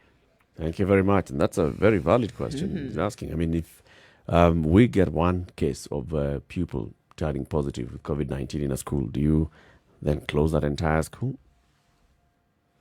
Well, I think what happens? To err on the side of caution, I think that's the thing that... it's the thing to do. It is the thing to do because especially when you're looking at a school, you don't know who did they come in contact with. I mean, it's clear that they came in contact with their classmates. It's clear they were in contact with their teachers, who was previously in contact with other teachers who came from a home. I mean, the connections are just too many to say then we're going to close a particular class. Of course. Daniel in Kisumu, good morning. Good morning, Eric and City Muga. Daniel, good morning. Good morning. Morning, Daniel. Yes. We've seen children streaming to school, and it's a good idea. And in Kisumu here, I can say that there are some schools that were submerged because of the surging water of Lake Victoria. But these schools have not relocated their children. I don't know whether the Ministry of Education had any plan to relocate them. And there is also another concern here, is that children are being readmitted, but those with underlying conditions are just being exposed. There was no proper mechanism that was put in place to at least check these children before they get exposed. And on the issue of online and readmission, the international schools have been doing online activities, online teaching, and the rest. They've been doing it, and we should admit that government is not always controlling their exam calendar, but they control they align to the policies of Ministry of Education. So in their capacity, if they seek for readmission, I don't think that it's a criminal activity when they do that, because the exams, suppose those who are on the online classes, they did their exams, and those people those students who didn't attend these online classes. Well, Daniel, actually, when the government was talking about halting the syllabus, it was only for the 844 and CBC. The international curricula were allowed to continue if they could offer the online classes. Yes, and suppose an international curriculum student didn't attend those online classes, and the school seek for readmission of this kind of children. Is that this kind of child? Is that a criminal activity? Actually, well, that's totally up to them, because you must understand that the system is outside of what the Ministry of Education for a national system can offer or give direction over. They give them the charter to be in the country and operate, but they don't have then direction over how the system or the curriculum runs. Right? Yep. I think we've lost Daniel. Mugai in Kawasukari, good morning. Good morning. How are you, Eric and colleagues? We're fine, thank you. Well, thank you. Good morning. Now, I'm calling really to in a bit of disappointment, because I don't understand how we got here as a country. Because we have local, just listening to the teacher a few minutes ago, we have local education officers who really are supposed to, oversee some of these simple things that should have happened. Especially on a matter of life and death like this. So when we see a government so dysfunctional, such that, small things like water, water points, where even, and I'm disappointed because also from a civic perspective, a teacher and the rest of the parents there, getting a bucket, getting water is, it should not be a very complex issue. No. But I'm very disappointed with the way the government is handling some of these simple things. We have local chief, we have local government officials, and when it's a matter of life and death, sincerely, there's no reason why, we should take it so lightly. True. Absolutely. Very, very true, my guy. Dr. Mike, good morning. Eric, how have you been? You're back in the country, Dr. Mike. I never had a chance to leave. Apparently, it's like all the spirits are geared towards me being around. The universe conspired against you. I think it's more it's his ancestral spirit. The stars aligned. Now, my concern is one. All right. In my few years in the profession, I've always noted a huge spike, not a small one, a huge spike of infections, mostly respiratory, of respiratory nature, when kids resume to school. Whether these schools have water, normally it's a mix of both respiratory tract infections and also stomach infections, which medically called gastro-infections. Right. So, the moment you tell me that you're taking the whole of this lot to school, and as it is currently, we have a spike in a certain flu that is going round, together with this other COVID thing. My concern is this, and I've not heard this being addressed. Is this getting kids back to school informed on data? Is it informed? What informed this going back to school? Because I would rather these kids not stepping any school at the moment. Because even when they are home, anybody in clinical practice will tell you there has been a spike in upper respiratory tract infection, especially among kids, and to a lesser extent among adults. Okay. In how long? In a span of how long? In the last 1 month. In the last 1 month. What we don't know is whether it is the real thing, the COVID thing, because it's not any patient will come in and get tested. In fact, these schools will not test, will just isolate any kid who has symptoms of viral infection, and especially upper respiratory tract. And normally, going by history, there is always a spike in infections in URTI. So, does it mean that they will isolate a whole half? Because in some schools I've seen quite a huge population of kids present with these symptoms. And the guidelines are clear. Any patient presenting with those symptoms consistent with what we know is COVID need to be isolated. Kids in their nature will definitely get this thing spread among themselves like bushfire.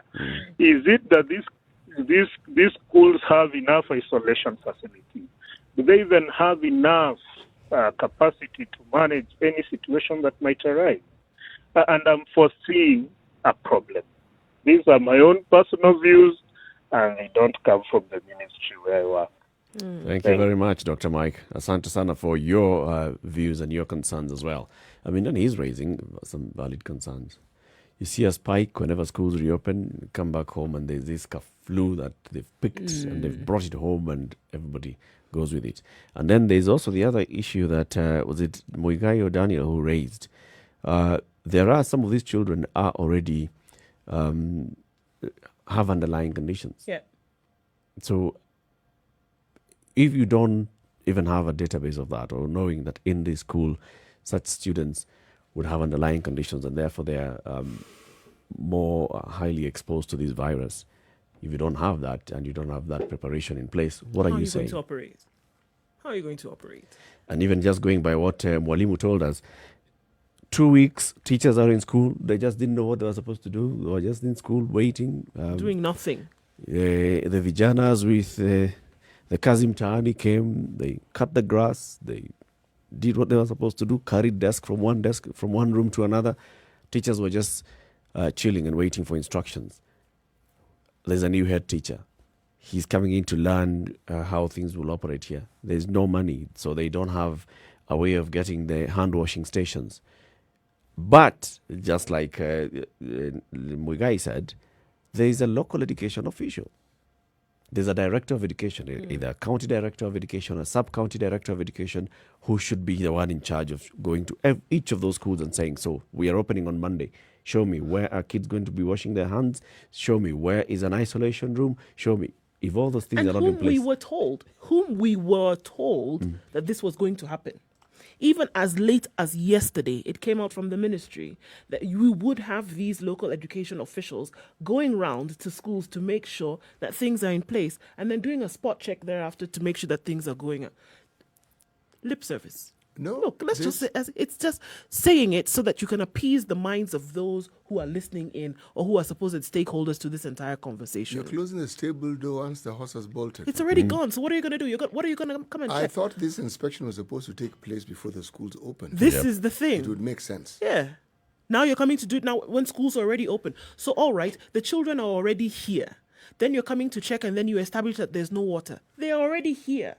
You're coming to establish and check that you don't have mechanisms in place to make sure that they are already here.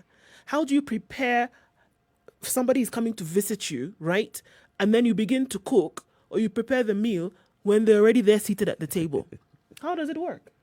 They're already seated at the table. That's when you're sending somebody to go and buy onions. They're not even inspecting now. I mean, they should have inspected the last 2 weeks before schools reopened. They were sitting around. And even up to now, just like Mwalimu is saying, well, nothing of that sort has happened. Here's the other challenge, though. So assume you're the sub-county education director. You go to the school, and you're asking where are the hand washing stations, and the headmaster tells you, I don't have any money. I don't have water.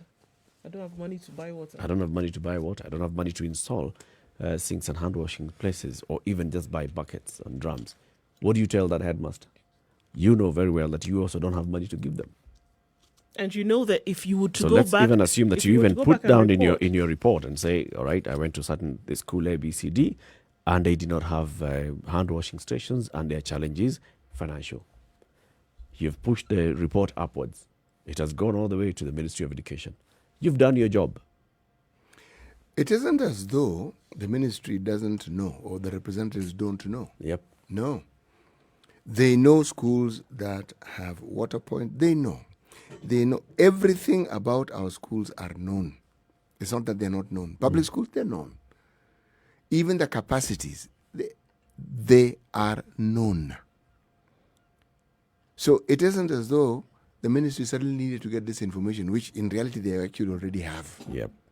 It was, now, are they in a position to actually speak honestly about the situation they find themselves in? Or should they just respond to what they think is the bigger emergency? Children going to school or parents being mollified so that they understand the ministry is doing something and not answering the pertinent questions that they should have answered, because all our callers have brought up the pertinent issues that should have been addressed. And they are pertinent, but they have not been addressed. What did you hear Dr. Mike say just a few minutes ago? And now, look at what you're facing with the minimum in terms of students who've come back to school. And now you want to make the suggestion that the bulk of these learners then will join them in school in the coming weeks. This is a suggestion that is being made. This is what is now resident in the minds of people, that this will happen. Do you understand what nightmarish proportions you would be dealing with then, if you want to introduce them now into what this mess that is already going on right now? Where you have minimum in terms of learners in school, and already people are complaining, we don't have water, we don't have this, the other thing has not been done. Why are people in school? It's not because they're ready. It's because there is a directive that has been given, go back to school. Not because they're ready or they feel comfortable. And it's not just on the side of parents. Teachers themselves have said, you know what? It's because we were told to come back to school. That's why we are here. If not, we know for a fact that we're not ready. It's Trizex. It's winging it. It's an experiment. Let's just open this thing. Throw it and see if it blows up. If it doesn't blow up well and good, we continue. Blows up, we pick up the pieces and start from scratch with people's children. Imagine. 5 minutes to 8. It's time for us to take a break for our audience on KTN Home. But this conversation continues, of course. We'll be looking at some of the comments that are coming in on our social media, Spice FM KE, Facebook, and YouTube. Very many comments. It's 5 to 8. Our audience on KTN Home, just take this break and then we'll continue the conversation. This is the Situation Room, the only way to start your day. Spice up your life. So, as we gear up to look at the comments, let's also talk about lactose intolerance. New KCC has this new Gold Crown lactose-free milk that's available across the country. They're running a promotion in various supermarkets, and this is Naivas, Carrefour, Quickmart, Cartier's, and Chandarana. And you can get it, of course, in all the shops across the country. But in these 5 supermarkets, if you go into them and buy one UHT or Gold Crown value pack, you will get an extra 1 liter of the lactose-free milk. Or if you go to any of these supermarkets and buy a carton that's 12 pieces of this Gold Crown lactose-free milk, then you'll get 2 extra 500 ml packets of the Gold Crown lactose-free milk. So just take advantage of this. You go to any Naivas, any Carrefour, any Quickmart, any Cartier's, or any Chandarana supermarket across the country and take advantage of this. We're asking you a question this morning because we're giving away some new KCC gift hampers. And this is, at what age can you introduce an infant to Gold Crown lactose-free milk? At what age can you introduce an infant to Gold Crown lactose-free milk? Spice FM KE on Facebook and Twitter. And our man, Mr. Brian Amulioto, is going to pick the winner shortly. We have a number of winners to give this morning. So, some of the comments that are coming in. Well, I mean, Ogola says, this is experimental. The government is basically using our children as a specimen for experiment. But Kenyans are not exact on their demand. The force to open school was an echo from the parents who now complain. Ningumu kidogo. And listening in. In the local school I'm based in, 50% of the candidates reported, but none had masks. I bet it's going to be difficult to implement the COVID-19 guidelines, given that the students come from the same village and they had been interacting freely previously. Another one from Samuel. I think they failed to consider major factors, and especially from the third-class families, which depend on human labor, bearing in mind we are in a third-world country where most earn their living from human labor and industrial work. I don't think it was good for children to go back to school. Before deciding kids should go back to school, lots of factors should have been considered. We are, and I guess the same thing. So, I mean, that's what we're looking at now. In terms of planning was not done properly. Children went back to school, an experiment. People feel that their children are being thrown into the petri dish and hoping something is birthed. One thing I've noticed, though, the parents who send their children back to school, they sent their children back to school. So I'm not really sure they're complaining. They sent their children back, but did you hear what Yegon said? Parents send their children back to school, not necessarily because they wanted to, but because they were ordered to. Because the government said... The government said, schools have opened, bring your children. And that's why they did it. I had a conversation with a couple of people yesterday, and they said, you know what, if it's a matter of school fees, and that's what I was telling you the first time we had this conversation, it's a two-pronged issue. There's the issue of the finances, where quite a number of parents, and with good measure, do not have the funds to send their children back to school. They're not ready economically. And the other side, where there's fear for infection when it comes to COVID, because again, measures have not been put in place to make sure that children are safe. So there's quite a number of parents who are saying, you know what, we'll scamper about, we'll get the money, let's pay school fees. However, can our children learn remotely? Because they're still not ready to put them into this experiment, as it were. So can they still stay at home? But we'll pay if they're saying schools must open, and even if it's a candidate class, we'll do what needs to be done, but we'll feed into the class remotely. And that's an option that they're asking for. But that's an available option. No. But, you know, if you actually look at the questions that are actually arising from this, even if the parents have the means, and even if they are willing, knowing how children function, the one thing that no one can guarantee is the health safety of the children if you open schools. You cannot guarantee it. So the parents are not even between a rock and a hard place. It's a question of, am I afraid that my child may be left behind in learning if they don't go to school? Or am I afraid my child may get infected and be unwell? That's the thing. And nobody wants to deal with a sick child. No. Nobody wants to deal with a child. A sick child is an additional expense. Please understand that. And with COVID, you're not really certain how much it is you will need to spend. Yeah. Let's see as the situation unfolds. Just like Mwalimu said, there are some more students in his school who reported today that had not reported yesterday. Let's see by the end of the week, as the days go by, what happens. And you'll still have some who don't report. We pray for the safety of the children. I didn't understand. The masks, were they supposed to be given? They were at some point, but then the ministry like said no, they couldn't afford it. So it's now on the responsibility now rests on the shoulders of parents. Okay. Pesa iko shida kidogo, ndugu yangu. Good morning. This is Kenya's biggest conversation, The Situation Room, Spice FM and KTN Home and Online. It's now 8 o'clock.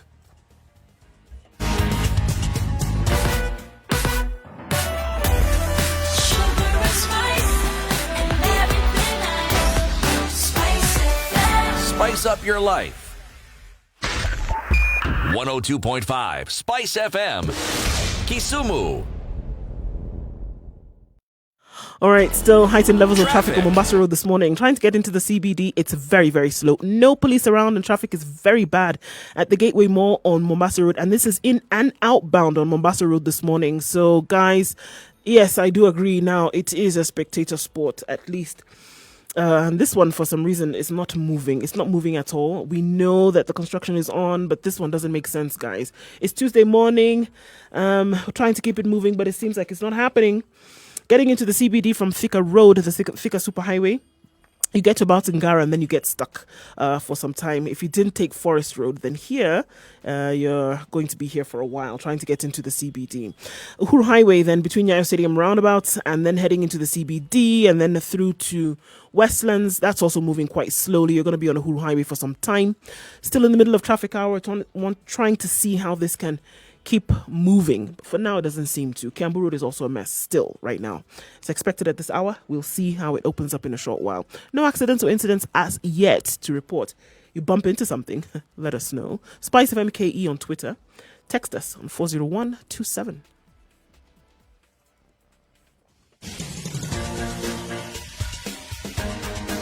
This is The Situation Room, the home of hard-hitting political commentary and penetrating insights about the state of the nation. This is a talk radio experience like no other. The Situation Room, a place for hard truths, debates, and elevated conversations. The Situation Room, witty, political, engaging, deep, controversial. In the room, we have C.T. Muga, researcher, academic, seasoned political observer, a fountain of wisdom in these politically uncertain times. Nduh Okoh, Nigerian by birth, Kenyan by choice, communications expert, Pan-Africanist, a truth seeker and believer in people power, and Eric Latiff, agent provocateur, the man in the chair, seasoned journalist, news hound, a man who believes in punching up, not down.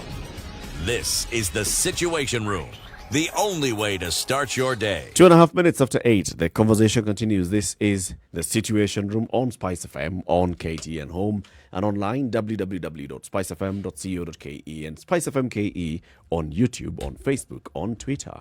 We begin the hour every hour with today's proverb. And which one is it today, CT? This one is a modern African proverb. A man who drives his father's car is not entitled to speak in a council of men who own bicycles. Those men are jealous. Of the car. Of the man's and his heritage. At least the bicycle is your own. Yeah, you see, they say, we're hustlers, your dynasty. And all this kind membership requirement, you come with your own property. Yes. Don't bring your father's property here. No, that one we understand. If your father wants to come with his car, he'll be admitted because that is his property. You, on the other hand, please, you may attend, but speaking is a bit of a problem because you need to actually attend with your own property. Yeah, sit in the corner and keep quiet. Yes. Be a spectator. Okay. That's an interesting one. Let's have a political conversation, shall we, City? Let's have a political conversation. The conversation that Kenyans have regarding our politics borders on two very, very differing perspectives. One, that it is real, and two, that it isn't real. And why the two? Because for anyone who has an opinion regarding politics in this country, that opinion is treated by the individual as the truth, the only truth that exists. And when they expand it and they make it a greater truth, it's a reality that they believe is held by more than one person or their favorite group of individuals, their chat forum. That is considered to be the truth. But when you shine a more exploratory light on that particular view, you will find that perhaps it isn't as true as they would claim. And then there's the aspect of fiction. There are those who argue that fiction is really a part of reality, because reality has to well, it relates to what you can see and what you understand and what can be proven. And there are those who argue that fiction can also be proven. So it is a part of reality. It's a subset of reality. But that's stretching an academic discussion. With regards to politics in this country, a lot of what people regard as their reality is what they perceive, not necessarily what is true, what they perceive. What do I mean by what they perceive? For instance, in this weekend, we had a very perfect example of perception. 500 people, supposedly or reportedly from central Kenya, visited Bondo in Siaya district. They went to pray, they went to confer some honors on the former prime minister. Reality, they did travel. Reality, they were actually in Bondo. Now, where the matter of reality versus fiction comes in is the interpretation of that visit. Was it to declare that the former prime minister was indeed the chosen candidate by the elders of that particular region for the presidency, or was it just a group of elders who actually visited Bondo to simply say hello to the Prime Minister in a big way and in big numbers. Why the fiction and reality of our politics is Or was it a important? business trip? Or was it? Benchmarking in Siaya County. Or were they on their way to Uganda and just stopped in Bondo? For a quick drink. And a quick hello. But this is the reality of our politics, and this one is no fiction. That there are as many views with regards to our political position as there are the people in this country, or as there are groups of people. Are we a tribally afflicted nation? Are we people who only vote along tribal lines? Are we people whose youth believe everything that the politicians tell them? Are we a country who have no regard for women whatsoever and the views of women? These are perspectives. These are views. Which of them is actually true and which of them is actually fiction? How can you tell what is true and what is fiction? This is what I would like us to discuss. Because in my mind, what people consider to be true is what suits their purpose and what lends itself to what they already believe to be true. And it doesn't mean that it would be everlasting. It also doesn't Because mean what could be true to you today and you would profess it over and over at this moment, in a couple of months would change. And at that point, it was your truth. Better still. And then moving forward, at that, when certain elements may have changed or things may have tipped the scale in whatever direction, your truth may change and that still is the truth to you. Again, all based on perception. There are people who believe that if it is written in the newspapers, it is true. It's a reality. If their favorite commentator says it or speaks it or voices it on radio or on TV, it is true. But is it? Must truth be judged against a background of facts that can empirically be proven to be precisely that, facts? And are facts necessarily the truth? Or do they lend themselves to the truth? I ask these questions because when you look at what the media presents, they present it as reports. Are reports necessarily true? If reports are true, then why is it every so often we in the media are taken to court for what we presented has actually been facts, not necessarily truth, facts, and somebody comes and claims that there were none of the above? It becomes important because when political tensions are heightened, when political views are divergent, then it has a very direct effect on the citizenry of this country. So the issue, whether it is true or not, needs to be discussed and needs to be looked at in detail. So who then establishes the truth? I'm still caught up between now this part of, I understand when you say there's every situation has perception and the truth. So who is it that then helps you to determine what's true and what's not? If you're just sitting there as a casual observer, and you've seen a group of people who, and you hear it because it's your medium of your source is some form of media, either social media or legacy media, which has reported that a group of 500 men, women, and youth traveled to Bondo and they were hosted by Raila Odinga. And so some now, that's where it starts going. This group will say they were going to bless him as an elder of the Gikuyu. The others will say they were going to endorse him as their candidate for 2022 and pledging their support for whatever direction he takes in 2022. Raila himself saying, no, these men were not coming to discuss 2022 at all. Which of those then do you pick to be the truth, and what will help you choose? Let me throw the cat among the pigeons and even give the example of a group of religious leaders who went to the deputy president's home in a place called Sugoi. I believe the farm is called Sugoi Farm. Okay? Now, that they went to visit can be proven. They were actually there. Yep. Now, that they're from the Nyanza region can also be proven. It can be who know proven. them. And that their religious leaders can also be proven. They are known religious leaders. Now, the interpretation of it is now what brings about debate. Because the interpretation, depending on who you are, could be religious leaders in Nyanza support the deputy president. I don't think it comes to a point where you actually then have to prove, because how do you prove perception? You can't. How I see something, if for example, the different things that came about over this weekend visit to Bondo and whatever it was, many could have seen it as a welcoming of the former Prime Minister into the central fold, right? Many would have seen that this is an acceptance by the central fold of the deputy president, of the former prime minister, and said now officially has welcomed him, where the perception of many people was that in central Kenya, he never has been welcomed 100%, or that he would never get the central vote in terms of numbers and percentages.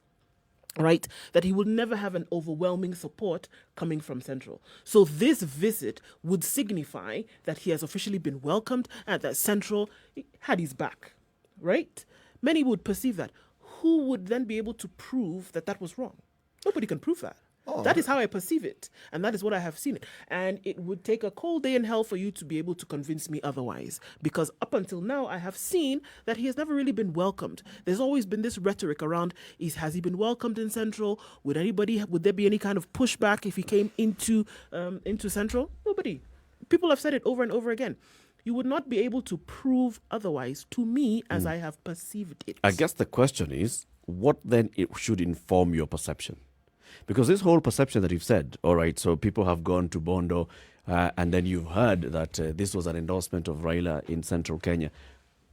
How do you determine that those indeed were people who are spokespersons of the region? How do you determine that these people actually have any sway in how other people in that region speak?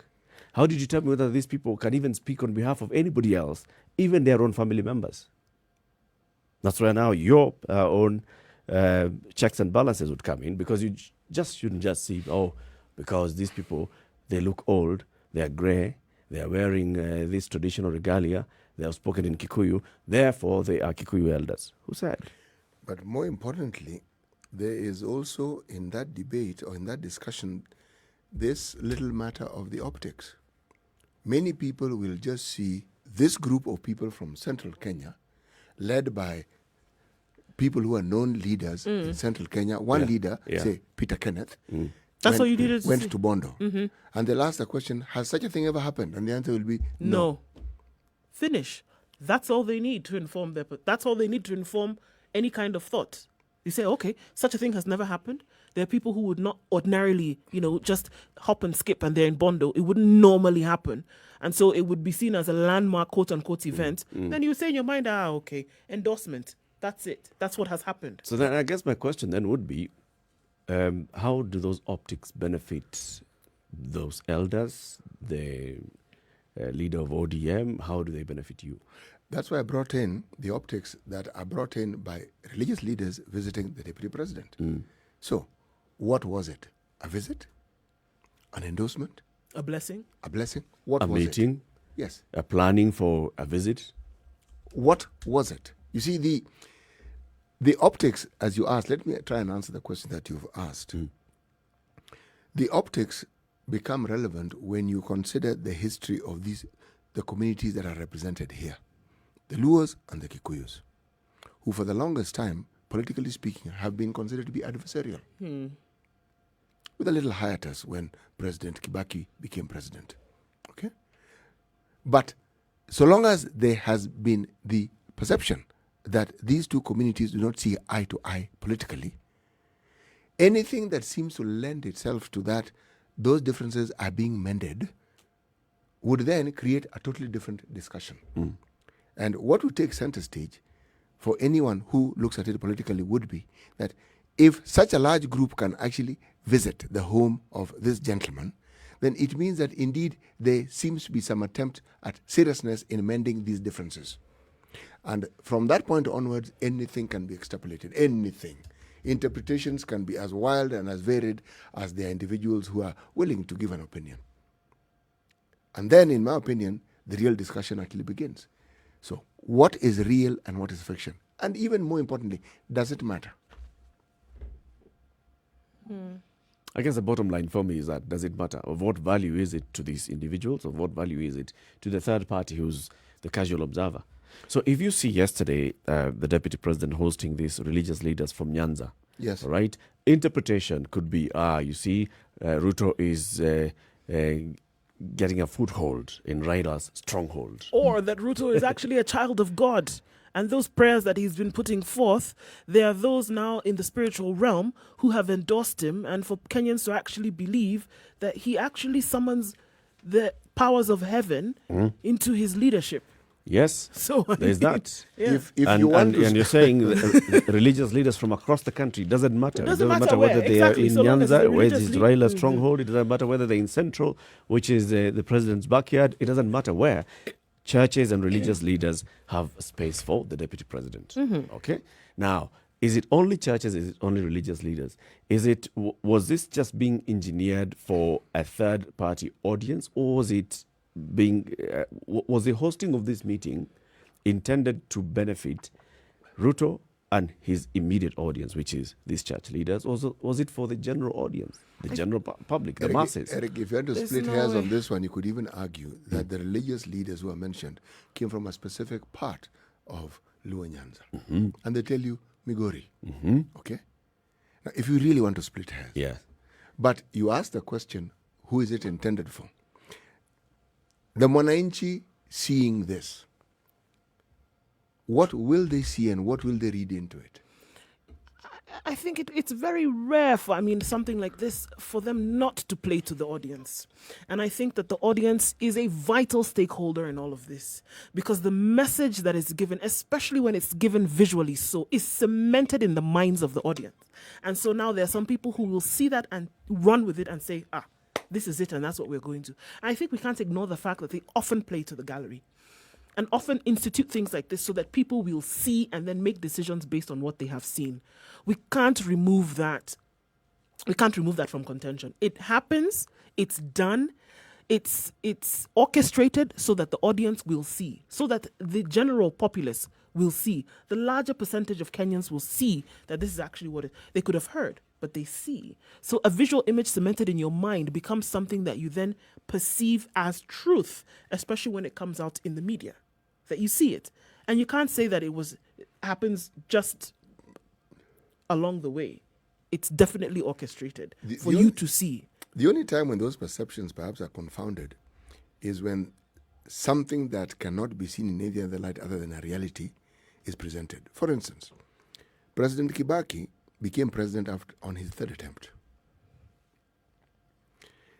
There are those who would argue, if you look at the former prime minister, how many times has he vied for the seat of presidency?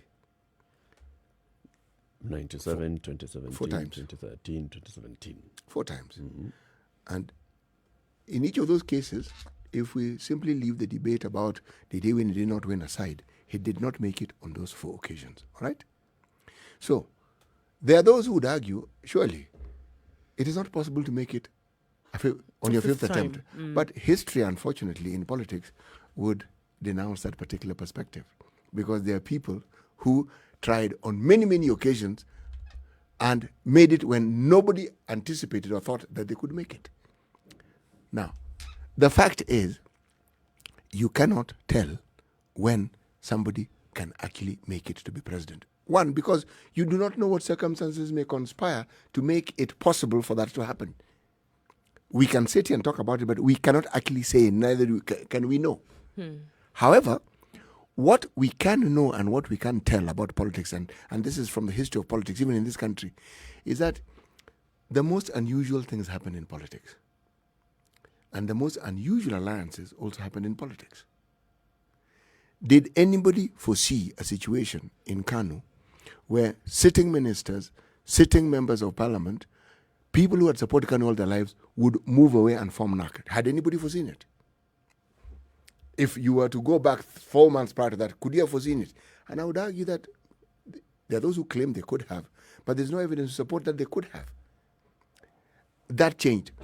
When we had a Section 2A moment in this country, in our constitution, didn't anybody foresee what multipartyism would usher in? Could they have foreseen that we would even have had a new constitution? They couldn't. I mention these because these are political occasions and they've lent itself to the reality of what we call our politics. We couldn't have. But again, let me go back to this thing, the optics of it. Because at the end of the day, Nduh, and this one you are spot on, it's what actually seems to carry the day. What people perceive to be the truth is what will carry the day. Carry the day? How do we know it's carrying the day? It's carrying the day. How will it manifest itself? It will manifest itself in that, one, the rhetoric that follows. Usually it's the statements that are made, because it's statements that tell you somebody has moved or shifted sides in politics or has taken a certain position that they didn't have before. That is what it tells you. But not all optics bear fruit. Oh, optics are just that, actually, optics, but they don't necessarily have to bear the fruit that someone of carrying the anticipates. day. Oh, no. Carrying the day for the person who actually envisioned that these optics were necessary or were in their interest. I think optics always bear fruit. I Why? think they bear different fruit, however. I think that, it would bear the fruit that would be intended. We're putting this out there so that certain people will think a certain way. But then you're always going to find that a result of other people who saw this particular thing would think a different way and would think something totally different. So the fruit that has been born is not necessarily what your intention was, but it still bears some kind of fruit. It still bears a result that people are thinking about, even if it's not what you wanted them to think in the first place. It puts a picture in somebody's mind, whether it's a picture you wanted or not. That's a totally different thing. So it could be that anybody who didn't like this association, so you want to start going into issues of handshake, this and that, and those who were irritated with it from the very beginning will say, compounded their dislike even further and say, yeah, well, we don't like this, and what we are seeing we don't like makes me even further grounded in my position. And then there would be those on the other side who saw this same picture and said to themselves, well, all right, we've always thought that maybe he didn't have the support in this particular neck of the woods. But then us seeing this now has cemented it in my mind, maybe he does have that support. Maybe he's an all-round figure. Maybe it is that the whole country actually now is throwing their weight behind him. Because this contentious area, for the longest time, we've now seen that they have welcomed him. Actually, same picture, different results from different people. It's a valid point, because really, to Eric, your query was equally valid. When the optics such as the one we speak of is brought to bear in a situation, politically speaking, what it does, it helps that politician consolidate their position in their own backyard, because it gives the view that other people support him. So your own people will now feel, wait, if others support this person, surely. Surely. They see good in him, surely. That is what it lends itself to. Yeah. Very debatable. Let's take a break. We'll come and I'll push back on that. I mean, it's not always everything that is put out to the public that has an impact or has a positive or even negative impact. Some of them just pass by without people noticing. I think it's just how it's packaged as well. 24 minutes after 8, it's a conversation on the Situation Room, Kenya's biggest conversation, broadcasting on Spice FM and KTN Home and online. We'll take a break now, see what's happening on the roads this Tuesday morning, and then we'll be back. Good morning. This is the Situation Room, the only way to start your day. Spice up your life. 24/7, around the world, non-stop. This is Spice FM. Hii mzee alikuwa anapendanga nyama. Hakuna kitu alikuwa anakuja katikati yake na nyama. Basi uliambia mzee nani alikataa asikule nyama? Tafadhali mzee, daktari amekataa. Ngoja kidogo. Kwanza ati nani? Nani? Amefanya nini? Daktari amekataa. Okay. Hebu sasa sema vizuri vile unavyojua. Hii mzee alikuwa anapendanga nyama. Hakuna kitu alikuwa anakuja katikati yake na nyama. Hasa kwa kikwetu tunasemanga karasta, yani mbavu. To get Daktari, dial star 811 star 800 hash. Classic soul, R&B, smooth jazz, neo soul, and nostalgic ballads. Make some noise. Yeah! You're listening to Spice FM.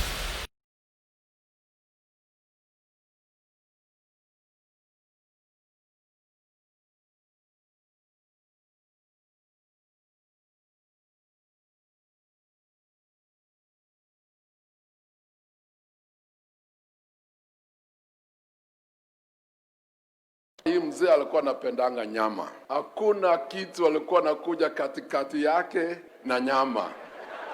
Basi uliambia mzee nani alikataa asikule nyama? Tafadhali mzee, daktari amekataa. Ngoja kidogo. Kwanza ati nani? Doc nani? Amefanya nini? Daktari amekataa. Okay. Hebu sasa sema vizuri vile unavyojua. Hii mzee alikuwa anapendanga nyama. Hakuna kitu alikuwa anakuja katikati yake na nyama. Hasa kwa kikwetu tunasemanga karasta, yani mbavu. To get Doctari, dial star. Okay, so the sun is peeking through those clouds at 19 8. degrees in Nairobi. We'll see highs of 28 today and lows of 15. Nyeri, 18 degrees and partly cloudy, with highs of 26 today. Partly cloudy conditions in Nakuru at 17, highs of 25 with a chance of showers later on in the day. It's mostly cloudy in Eldoret at 16, highs of 21. And in Kisumu, 22 degrees and mostly cloudy, highs of 27. Kakamega will see highs of 24 today and showers expected later with lows of 15. Malindi is mostly sunny at 26, highs of 30, with those sunny conditions lasting throughout this Tuesday. It's partly cloudy in Mombasa at 27, highs of 30 and lows of 26.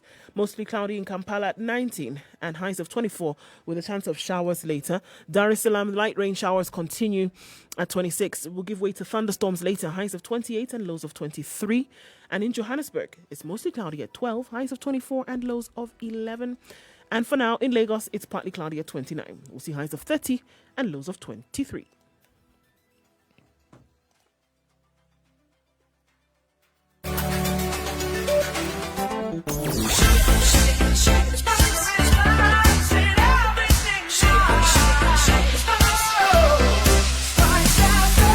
Spice up your life. Okay, so there's a reminder that there are traffic lights on the roads, and these traffic lights are there for a reason, and the reason is that they're supposed to direct traffic. So when it's red, you stop. When it's green, you go. When it's amber, you slow down or anticipate movement. Now, people have not been paying attention to these, and that's why we've had several accidents on Gong Road, specifically this morning because of that. And it's affecting traffic getting to the City Mortuary roundabout. So as you're there, you need to watch out for what be ahead of you. So there's some traffic there. Speaking of the City Stadium roundabout, Jogo Road and trying to get into the CBD, that also is a bumper-to-bumper situation. So it's moving in some parts, but then as you get to the roundabout, it slows down quite some. It's still crazy on Mombasa Road, still in the middle of traffic hour. Hopefully that staves off as we get along. Not as bad as it was yesterday, but it's still something in and outbound today. And Thika Road today, Nikubaya, jam all the way from Githurai, and it's still moving very, very slowly today. Okay, so this is what it looks like on the roads at the moment. Spice FMKE, that's how you can reach us on Twitter or text us 40127.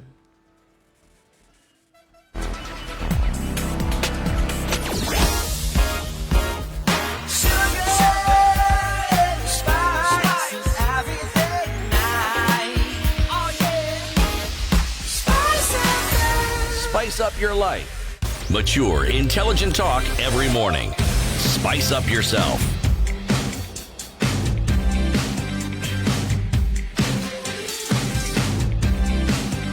Mornings done right. 94.4 Spice FM, Nairobi. The conversation continues right here on Spice FM and KTN Home and online on www.spicefm.co.ke. In the room, this and every morning in the Situation Room is Eric Latiff, Nduh Okoh, and CT Muga.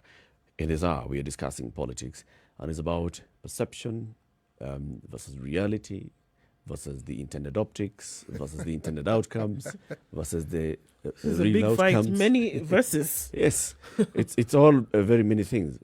Basically, Eric is on a versus question. Yeah. It's what are politicians doing? What is the public perceiving of what the actions of these politicians, and what impact does it have on the politicians' agenda and ambitions? So, yeah, we saw the elders going to Bondo. We saw the religious leaders going to Sugoi. We've seen very many. We've seen church leaders going to Karen. We've seen leaders of other faiths also meeting political leaders. We've seen political leaders meeting and emerging out of hotels. You just, casual, accidental photography emerging. There's no such thing, right? Yeah, that there were these leaders who were having just a casual meeting and they were discussing matters of national importance, how the country is dealing with COVID-19. So you've seen Musalia Mudavadi, Peter Kenneth, Martha Karua, they were having lunch and they'd come out and photos flood. So what impact does that have on the individuals themselves, the politicians, and the voters? Well, any politician worth their salt also realizes the impact that these visual messages have on the people that they're trying to sway. Because, look, they're in a romance with you, the voter, all the time. And they're trying to, all the time, make you think a certain thing about them. And don't ever be fooled that there's anything that they do that they don't need your visual input on. They want to make sure that you see. If it didn't matter, you wouldn't hear about these meetings. You wouldn't hear about a prayer meeting. You wouldn't hear about a visit to Bondo. This information is made readily available to those who would then be able to capture it and present it to you. If it didn't matter how the people perceived this thing, if it didn't matter that they wanted this perception to now breed certain results, you would never know about it. You would never know about it. It would never be placed in the public. But the reason why it's put in the public is because they want you to see. They want you to see this and then form opinions based on what you have seen, and in their hope that they can convince you further on a particular point or position. Agreed. Some of them, though, and that was the point I was raising, some of them, because of the execution, because maybe they don't have a clear outcome of what the strategists want out of this, don't have that big of an impact. Say, for example, a lunch that is held between leaders from Mount Kenya region, MPs and governors and the Speaker of the National Assembly with the newly ordained leader of the Jubilee Alliance in the National Assembly, and this is Kimunya. So we saw that. We saw these people have emerged out of this hotel. We saw that they have been meeting, and they come out and say, no, we're just having lunch. What was it? What did they want us to see? Of course, there's a reason why they leaked this information so that the photos could be taken. But what impact did it have?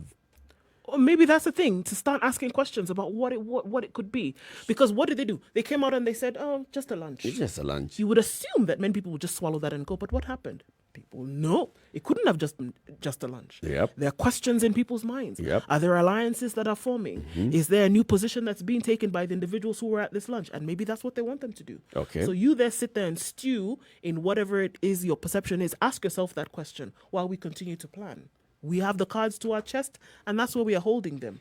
But we want you to be asking questions. Is it possible for this thing to be happening in the background? And that on its own is a result. But what's the significance of that? If people are only going to ask themselves a question within a span of 24 hours, after which they forget. They even forget that this meeting took place. No, but in the event that they come later, I don't think they forget. I think it may be percolating in the background. But in the event that something happens in the future, you will be able to connect the dots. It isn't of immediate importance, but it's not that they have forgotten. It becomes somewhere that it's shelved for reference at a later date. And it's this reference that feeds into the perception that we're talking about. Because in the past, meetings such as the ones we refer to have meant something. Something has come out of them. Remember, from the time of the first president, there were always groups of people who would go to Gatundu, who would go to Nakuru, visit in Mombasa. State House, Nairobi, rarely. Okay. Then there was President Moi. People would go to Kabarak. There was all these delegations. In an African setting, it's not unusual. Leaders are visited by people. It is not unusual whatsoever. But then with political competition and with the entrance into our political competition of the sort of issues that we've seen, these visits now acquired a different significance. Because now, instead of asking for a direct endorsement, you would have visitors who come to you, a group of people, whether they are young, whether they are religious, whether they are business people, whether they've just visited you in your office. It is never just a visit. And if there are people who hold significant positions within government or are in politics, and they meet as a group, and if they come from one region, it cannot be they were just meeting to discuss the circle that they all belong to. The perception is there must be more than whatever they say it is. And why? Because historically, we've had people saying one thing, a little time later saying something completely different. So it's not that people forget what is said, they just do it. That reference point is what brings or lends itself to the perception that we're saying. Like now, for instance, if we were to speak realistically, since we're talking about reality, anyone looking at that visit to Bondo, anyone looking at that visit by those religious leaders to Sugoi Farm will look and say, wait, there seems to be a section, there seems to be some people in this particular part of the country who support this person. Otherwise, why would they visit if they don't support? Mm-hmm. And why elders? Elders are significant because we still come from, we are in a country where the views or the support of elders is still considered to be important. Yeah. Mm-hmm. But then, even as you talk of elders, there is the debate, surely, were they real elders? Were they chosen elders? Were they... That debate is... I mean, the debate goes in so far as even what sort of garment should elders wear for us to know that they're actually elders. So, even as one event takes place and one perception is held, there'll be a negative perception to that one. There'll be a contradictory perception to that one. But that now, in my opinion, is the reality of our politics. That you're constantly trying to spin this. Yes. It's our reality. You will spin it just as long as you are creating perceptions in people's minds. Yes, it is. And there'll always be, in reality contrast to this, there will always be other people who have a contrary view to that. You will say this, and there'll be some people saying, no, that can't be the only perspective. There is this. Yeah, we cannot really create unanimity just because you've brought in a group of people or just because you appear to have taken a certain direction. Yes. It's not that everybody then takes that direction with you. No. And when something happens to change that perception, then a new reality is presented. Remember, when I gave the example of President Kibaki, President Nixon of America, that man tried very many times to be president. Before he eventually then became president, he actually went into politicking by supporting other politicians. He eventually did become president. Now, one such politician who I would juxtapose him in Kenya is someone like Peter Kenneth. Peter Kenneth was MP, tried to be governor, didn't work very well. Tried to be president, didn't work very well. But it doesn't mean that that's the end of the man's political career.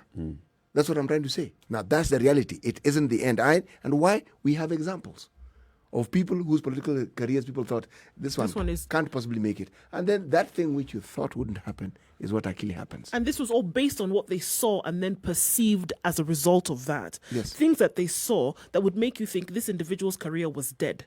Kaput, it's finished. Yes. That was their truth and reality at that moment, right? Something may have happened in the future where the same individual then brings him or herself out in a different light.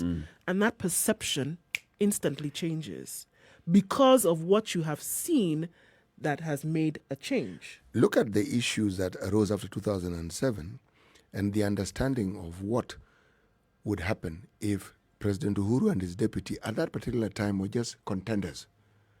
There are those who believed because they had cases to answer at The Hague, they could not stand.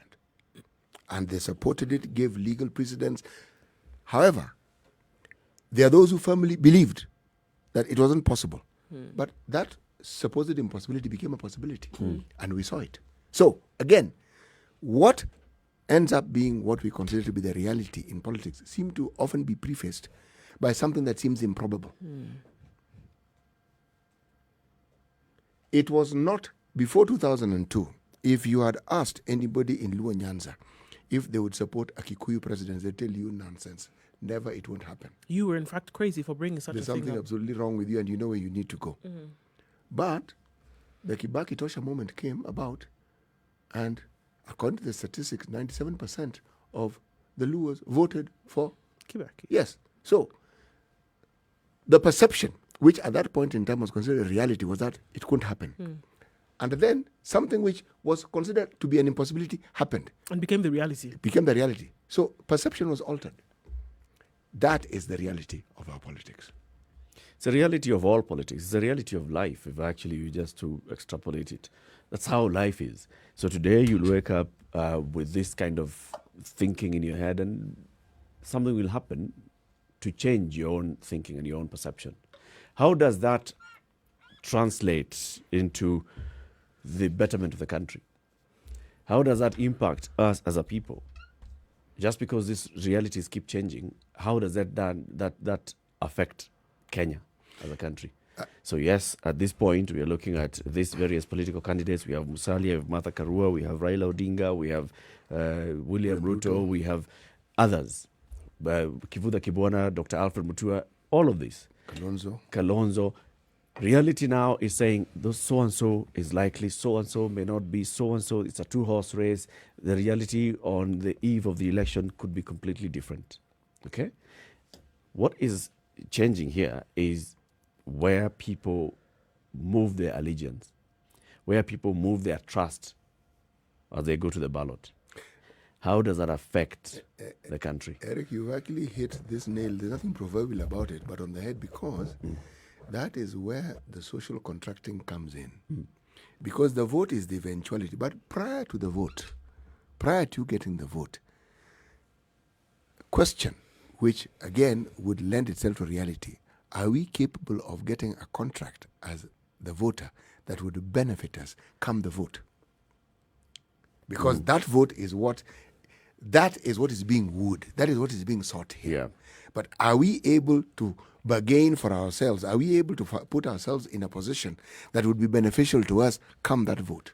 Are we able to also shape this perception and the reality? Because right now it appears as if we are just an audience, and the people who are in charge of the game are the people who are contesting for positions. They are the ones who are creating the narrative. They are the ones who are changing perceptions. They are the ones who are feeding our minds with whatever they are doing. Is it possible for us to change that? And then we then force them to come into our conversation as the voter. Because in that way, it means that the voter has the ultimate power, even before the ballot, at the ballot, and post-ballot. Or could we argue that the voter actually has power whose strength he doesn't fully understand? And that he sells his vote short, or they sell their vote short all the time. And that's the thing. Because again, people in those positions of politicians, they know that the basic voter, the basic Kenyan, for example, doesn't actually realize the strength of the vote. They know this, and that's why they continue to play on your perceptions in the way in which they do. Because they realize that if you actually knew how powerful your vote was and how you could really use it for the betterment of the country. Now, we are asking the question in terms of how it affects the country. If they know that if Kenyans realized how powerful it actually was, that all this playing for the audience and playing to the gallery actually would change. They know that. And that's why they say, okay, let's put a different picture in your head now. Let's put a different picture in your head tomorrow. Let's put a different picture in your head the day after that. So you have, again, bright and shiny things for you to look at while the days pass by and you're not actually getting value for your votes. Unfortunately, that is the reality. Let me ask that you're not getting value for your vote because you're focusing on this short-term drama here and there, as opposed to the bigger picture, which we started with at 6 o'clock, as opposed to the bigger picture when it comes to what really should be happening when it comes to leadership. What is holding your sway? Yes. You see, Mwalimu Kiama and his group are trying to do precisely this. Trying to say, okay, we understand this dance, but let's get a social contract that truly and genuinely benefits the citizenry, as politicians like to claim that their promises do. But let's get this contract so that we actually have it in place. And we hold you to it. But whenever I think of that, there's a question that comes to my mind. Does the electorate actually believe that they can get anything better than what they're getting? Because if they don't believe they can get anything better, they won't pursue it. Do they think that where they're at is it? That this is as good as it gets? Maybe something needs to happen. If you look at all the other places, the history, something needs to happen so that the electorate then sees, wait, I'm getting shortchanged, yeah, and this is what I can do about it. You know, in terms of, like we saw with the NSAS campaign in Nigeria, pour out into the streets because of what has happened to you so many times before. People have been killed, people have been maimed, people have been tortured by police officers, people have been harassed by police officers. At that point, they probably just did not believe that there's anything that they could do to change this until something happened, until they got to a point where they're like, wait a minute, what if we took action? What if we changed? Maybe something like that needs to happen. If you look at the other countries where the Arab Spring and all, something happens and it brings back that conversation. I was having a conversation, with this talk that we keep having all the time about the hustler versus dynasty narrative. The feeling on the ground? That is it a groundswell of people feeling, the hustle is a narrative that is which resonates with resonating with very many people. Why does it resonate? And what does that resonance mean? Is it that everybody understands that they work hard? Or is it that everybody understands that they really have to work really hard in order for them to make ends meet at the end of the day? And do they believe that there are some people who are having it easy? Because that's what then now changes that narrative of, all right, not all of us are working hard and getting the same benefit. There are some people who are not working as hard, but they're getting much more than they should be. And yet some of us are working so hard and we're not even getting much. That narrative, this person was saying that, it could be reawakening this genie. It could be opening the genie out of its bottle or lamp or wherever this genie is. Or box. And come 22, you may not find it. You may not. Okay, so let's say the Hustler campaign of William Ruto may really galvanize people, may or may not get the number of voters that it gets. There are those that are arguing, does William Ruto really represent the leadership of the Hustler? Does he represent the Hustler people? But at some point, this genie cannot get back into its bottle. People start then asking themselves, wait a minute. No, wait, hold on. So those of us who spend the entire night, the story here on the Financial Standard today, being Tuesday, is the hidden money minters of Marikiti. People who work 24 hours a day in that place called Marikiti. Rough, tough, tumble, work overnight, whether it's raining, whether it's not raining, and they make ends meet. All right? Making money out of Marikiti. Walk out there, bring in wares. There are mama bogas who are selling. There are people then who will carry these, transport it from Marikiti to the various markets around the city with mkokotenis and wheelbarrows, and some of them even carrying on their backs. All these people are realizing, wait a minute. What's this all about? I'm a hustler, you're a hustler, yes. What is it that makes us hustlers? Maybe at some point, a couple of years down the road, may not be 2022, 2027, 2032, these people then start realizing we need somebody who connects with us, who's truly one of us, whom we know. This person used to sell in that stall at Marikiti, and this then is a hustler that we know, and this is the person we are electing as MCA. This is the person that we are electing as governor, not somebody who comes and tells us, I've really worked hard, I was born in this city, I've really worked hard, I am there for one of you. No, it is somebody that they say, I associate with this person because this is a hustler. You've actually raised an extremely valid point, because the one thing, if we refer to the hustler narrative, it has brought a conversation that we haven't had in this country. We haven't had it in the depths that we've had. Politicians talk about it and refer to it from time to time, but a consistent narrative, we haven't. Now, the thing that is hopeful is that it opens people's eyes, opens their ears, and makes them look at life differently. But the thing about the voter, which is strange, is that may happen. And the person who even introduced the narrative may not be their chosen candidate, or may not even be the person. Because their eyes are opened, there's no telling in which other direction their eyes and ears may be opened to. Once this genie gets out of the bottle, yes, that's it. There is no telling what it is that they will now want to do with this newfound knowledge, because the scales have fallen from their eyes and they're looking at this thing completely different. But it is an important discussion, because in the discussion, you then can debate the pros and the cons of it and look at the reality of what our politics has been and what it has meant. And this is what you're saying, what it has meant for the citizens of this country. Right now, we've been talking about schools and the opening. It isn't a question of the ministry being ready. This is a question, again, of our politics and what it has brought us to. This is a question of what our politicians have been doing and what their decision-making processes have brought us to. You're telling us that our debt has hit, 7 trillion? Yes. And you're telling us there is no money to do basic things like this. Yeah. Yes. So we have to ask the question, so this money that we keep borrowing, what is it for? Where does it go to exactly? Okay, we know. Yes. I mean, $1 trillion is a great deal of money. I can't fathom it myself. 12 zeros, I'm told. Where does it go to? Because I would assume if you're telling us we're able to do this because we borrowed the money, then I would understand. Yep. I would say, okay, it's a bit much. But the debt is going higher, and you are still telling us the things we can't do. We cannot get 2 billion where are we taking this money to get face masks for our children. Yes. Where are we taking this money to? Now that is the reality. We seem to be in debt, but we can't seem to clearly understand what our money has done and where it has gone to. And the person pushing a mkokoteni at Marikiti, or the person who's waking up early in the morning to be matatu tout at 3 a.m. and they'll sleep at 11 p.m. or midnight and be up again at 3 a.m. and continue throughout the week, no day in between, will start asking themselves, so I've been up from 3, screaming my voice hoarse trying to get passengers onto this matatu, getting harassed by police officers, all those things, and yet my child cannot get a face mask. Right. Then you're going to ask the question, for what?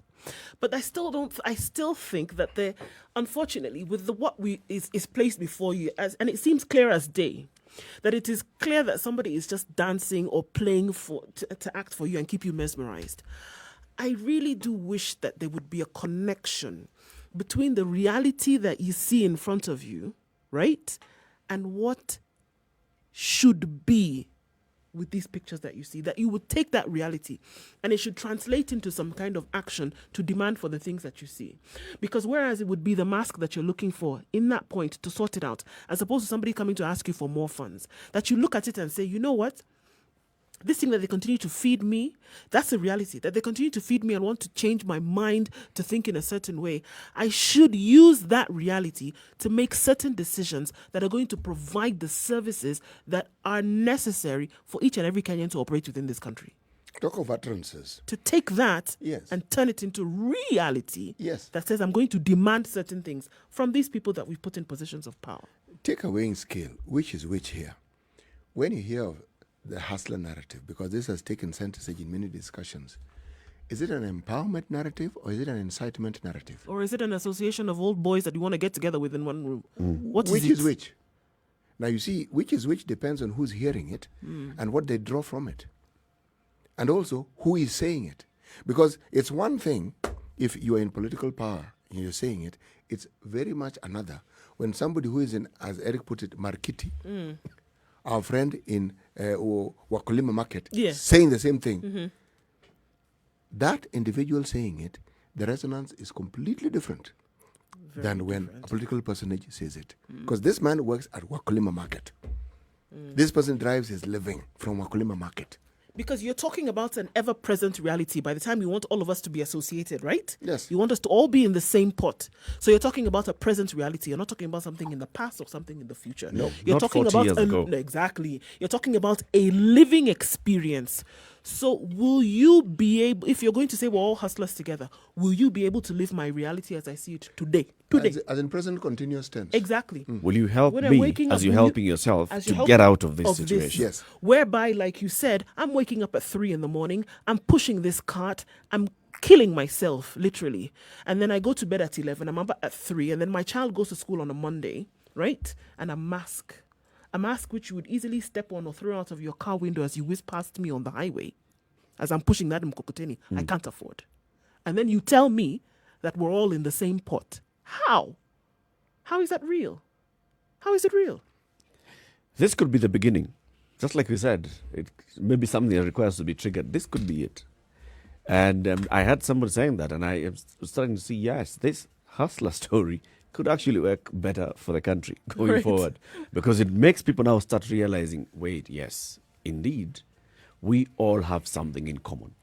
We all have something in common. And for us to be able to sort these things out, then we've got to find ways in which those who understand our daily pain today are the ones who are trying to solve those daily pains today. And then there's a question, as usual, that will arise. If you are in a position of authority and you identify with these problems, kindly tell us what you have in store, what you've planned, and let's not talk about the past for the time being, because that is the past. That's the past. What is this thing you're going to do to ensure? And okay, beginning now, tell us those things that we see them. Yes. Indeed. Time for us to say goodbye to our audience on KTN Home, who've been with us since 7 to now coming up to 5 minutes to 9 o'clock. Join us again tomorrow on KTN Home, 7 a.m. to 9 a.m. in the Situation Room. This is Kenya's biggest conversation. It happens every weekday morning, 6 a.m. to 10 a.m. In the room every morning is Eric Latiff, CT Muga, and Nduh Okoh. See you again tomorrow on KTN Home. This conversation continues on Spice FM 94.4 in Nairobi, Mombasa 87.9, 102.5 in Kisumu, Nakuru 96.0, 96.7 in Eldoret, Njeri 90.9, and Malindi 97.7. This is the Situation Room, the only way to start your day. Spice up your life. Of course, let's bring back the conversation to the Gold Crown lactose-free milk by the new KCC. They've come to address the plight of very many people around the country who are lactose intolerant. And today we're talking about children and infants. So it's possible for a young child to actually be born with less lactase in there. This is the enzyme that helps to break down the lactose sugar that is contained in milk. But then at some point, if you're able to give them this Gold Crown lactose-free milk, they'll be able to take it. And we're asking this question on our social media handles today. At what age can you introduce an infant to Gold Crown lactose-free milk? And the correct answer is 6 months. Okay. From 6 months as you start weaning the child. And we are going to award 3 of our listeners today with this very beautiful new KCC hamper. What does it have again, Nduh? Well, it's got, of course, the lactose-free milk. It's got your whole milk, and it's got some great KCC butter. So it's a great hamper to have. Very good. Congratulations to Edwin Ginny. You got that right. Robert Koros, new KCC Gold Crown lactose-free is given to infants at 6 months old. And also the third winner here who's been picked by our social media producer. And this is Brian Amolioto, Gamaliel Namale. Gamaliel Namale. All 3 of you, congratulations, and you'll be hearing from Brian Amolioto, who will be in touch with you on social media shortly to tell you how exactly you get this hamper.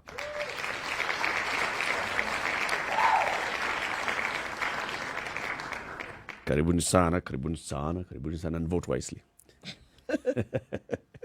Because the conversation is the reality of our politics versus the reality of our country. Just like we've said, reality of our politics is there's a lot of, activities by politicians that create certain perceptions, that sway people's thinking, that sway voters' direction all the time. At what point do what the citizens are doing sway the thinking of the politicians? That's a brilliant question, actually. At what point is it that what you're doing actually makes a difference? And until it's something that's earth-moving, core-shaking, they're not going to take notice or that usually it is that their perception of the citizens is that they're waiting for us to act, or they're waiting for us to say something, or they're waiting for us to do something. It's never that we are here waiting for the people to do something, except when you're voting. The reality that comes with the drama of political combat gets a little old at some point. Because your stomach will grumble, your head will ache, and you will know that you need a little more than just entertainment. Now, when that happens, there's no telling where your mind might take you. Yeah. Because then one could argue that your thinking will have been distilled and crystallized. You'll be looking at things with a clarity that ordinarily you do not. As I called it, the scales will have fallen from your eyes. That's what's going to happen. Keep it right here and join the conversation 0719-012-600 or SMS 40127. Or you can also post your comments on our social media handles, Spice FM KE, on YouTube, on Facebook, on Twitter, and on Instagram. We'll be able to be sampling some of your comments in the next hour. Good morning. This is Kenya's biggest conversation. Keep it right here as well, because CT Muga will be reminding us today's proverb. We also want to be looking at what's happening on the roads this morning and look at what's happening in terms of our culture versus the modern reality. Good morning, it's now 9 o'clock.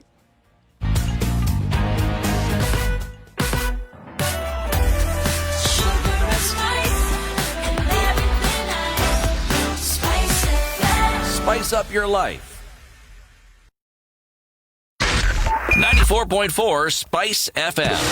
Nairobi. Okay, so we're looking at less traffic now on Thika Road, so that's great. Getting into the city centre, not too terrible. Githurai, there was that terrible accident with a bus overturning, and then a few meters ahead, a lorry overturning. So we're still dealing with the dregs of that traffic on Thika Road.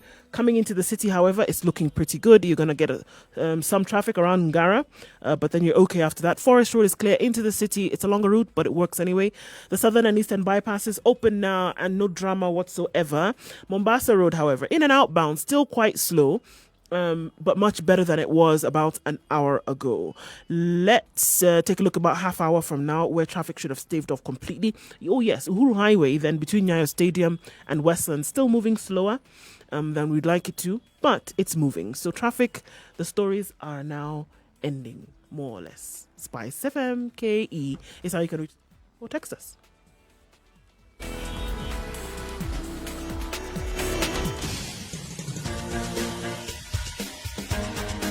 This is The Situation Room, the home of hard-hitting political commentary and penetrating insights about the state of the nation. This is a talk radio experience like no other. The Situation Room, a place for hard truths, debates, and elevated conversations. The Situation Room, witty, political, engaging, deep, controversial. In the room, we have C.T. Muga, researcher, academic, seasoned political observer, a fountain of wisdom in these politically uncertain times. Nduh Okoh, Nigerian by birth, Kenyan by choice, communications expert, Pan-Africanist, a truth seeker and believer in people power, and Eric Latiff, agent provocateur, the man in the chair, seasoned journalist, news hound, a man who believes in punching up, not down.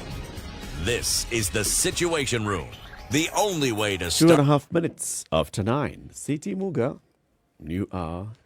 Time to look the proverb. A man who drives his father's car is not entitled to speak in a council of men who own bicycles. What? Rides bicycles? Own. Yes. Self-explanatory, I think. Kabisa. So in the previous hour, when we were talking about the reality of our politics, we also have the reality of our day, the reality of our life, right? On what's happening in the country. One of those realities is, and you mentioned it, CT, our debt is at 7 trillion. Our ceiling is at 9 trillion, which Parliament gave the government up to 2024. We can play within that window. So already, pop, we have hit 7. Heading nicely towards the 9. Questions when you look at, all the conversations all the time is, what is the borrowing? What is the impact? How much are we paying? How easily are we impacted by a small fluctuation of the shilling, to the dollar, because we've borrowed in dollar-denominated loans. What kind of portfolio do we have in terms of our loan? How much are we borrowing domestically? How much are we borrowing internationally in commercial market? How much are we borrowing in terms of concessional loans that are longer term and cheaper? Now, the government, this Jubilee government has been accused, the Jubilee government of President Uhuru Kenyatta and his deputy William Ruto, has been accused of going into the international market mainly for commercial debt. Short-term, expensive, to the tune of sometimes 7% or so, and a shorter tenure. And what this has had is a huge impact on the money that we collect domestically and what we are able to do with it, because the first charge is to repay the debts. Over 900 billion shillings of what we collect every year, which is about 1.5 or 1.6 trillion, 1.5, let's say, 1.4, 1.5 trillion goes into paying debt. So over 50% of what we're collecting is basically just going into repaying debt. And then we end up borrowing some more to still support our budget. Now with COVID-19, there's been a lot of borrowing, a lot of seeking of support so we can keep the economy running, so we can do very many things to keep the government going. And then we still go back into the markets. Even locally, how much the government is seeking in the local borrowing in terms of the government paper is quite a substantial amount. What is the impact of this? What is the impact of this, especially during this time of COVID-19? In terms of our own revenue collections, the National Treasury keeps revising the targets for the Kenya Revenue Authority on how much they want them to collect. Some of the things that we are talking about, so plan to procure face masks on behalf of students who are unable to get face masks, plans for very many other things, plans to help private schools with some stimulus package so they're able to keep their businesses running so that children can then go back into these private schools, because the private schools have a role that they're playing in helping the government, public funded institutions meet their demand. All this, what impact does it then have on our country? That's the impact. Big impact. That's the impact. Because as a result of that, there's so many things then that you're not able to do. And I keep saying that we must, in this one, you have to take a step back, whereby you say, forget about the past and move forward. You must take a step back and then, look at how this has been, even before the introduction of COVID and all these other wonderful things that happened after that. There was already a problem with the economy. This debt ceiling conversation and action took place before COVID came and said hello. This was already happening before then. There was already a problem with being able to get the balance books as far as government funds were concerned. There was an issue. So what impact now when you introduce all of these other things, it was already lying down. There was already a crack or two in the skeleton. Now when you add all of this on top of it, it's a problem. It's an issue. Now, nobody wants to really address it as such, because you're asking and saying, okay, well, COVID will come and go, and we've been told that the economy will do better. We've been told that inflation percentages would actually improve and we would not have a problem. Things would get better as we go along, without realizing that the impact that has been created is already detrimental and it's going to take some time to get out of it. Now, when you add all these things, what's happening? It's just compounding. It's just compounding, and the matters are getting worse and worse as you move forward. What is actually alarming and shocking is if you look at February 2013, right? Talk about the year in which this government came into power. Our debt was 1.78 trillion. That was our debt. February 2013, at the tail end of Kibaki's tenure. Yes, that's what the debt was. I thought it was a great deal of money. Little did I know. That's how much we had borrowed, or that's how much we needed to pay? That's how much we owed. Okay. Then, if you do the maths, just do maths, and you bring the discussion to 2020, we're at 7 trillion, and I do the maths. Hey. $1 trillion a year, almost. Actually, you've gotten to exactly where I was going. And can we say that we can see development records in this country that are equivalent to 1 trillion shillings being spent in the economy every year? Okay, let's leave this COVID year out. The money was still, the debt was still increasing at that particular, let me get my phrase right. It was galloping at that particular pace. Right. Okay. Yeah, we can see the railway. There's an entirely new railway line that has been built between Mombasa all the way to Naivasha. Southern Gauge Railway, with a number of railway stations along the route. We know what that railway cost. Yeah. So that one but that's part of the debt. That railway, my friend, cost maybe at the very most something like 30% of that trillion. Yep. If you really want to get adventurous with it, put it at 40%. So let's say about 400 billion. In fact, why don't we be generous and say 500 billion. Give it a half. Half a trillion. Yes, half a trillion. Okay. Half a trillion. We are looking for 6.5. Then there was, you see the moon. You know what Eric is doing? He's got a fishing rod and he's thrown it into oil-stained waters looking for some fish. This moon, we own half of it. Okay. Just find your way there, you get your plot. That's the other half Oh, a that's billion. where the money was spent Yeah, to we buy bought- acreage, and now Kenyans on own the it. Okay. Uh-huh. So we own the whole of it, or the bit that the Americans and the Russians didn't go to? The other side. The other side. Okay. Said you see the moon. If we were to do the simple basic arithmetic, the 1 + 1 arithmetic that we all understand, and I will ask the question again, do we have evidence? Do we have projects? Do we have economic projects? Do we have development projects that clearly show that that money was spent in this direction? Are there activities that can lend itself to showing where it is that this trillion shillings a year, where it actually went to? Okay, so let's compare the number of development projects that we saw, infrastructural projects, because that's what is tangible. That we Yes. saw during the 10 years of Mwai Kibaki, and that we've seen on the 7 years of Uhuru Kenyatta. Yes. Okay, so Mwai Kibaki, you start, and I name Uhuru's. Go. Thika Superhighway. Thika Superhighway, SGR, go. Or you want me to go to what exactly? Another project. That? During the Oh, by the way, time. just so that you understand, this SGR you're talking about was a Kibaki time In project. Isawa, but the money and the building has happened during this time. Even before Kibaki left, they had sewed that up. It was understood what it would cost. The processes had already been taken. It's okay. It's Why okay. it became a debate was because when this new government came in, everything somehow seemed to change. The Went discussion up, you changed. know, there was everything went up. It's okay, but you so see, was this a trip to the moon that you're referring to? What we're talking about is borrowing happened at this point for this project. The actual project has happened during this time.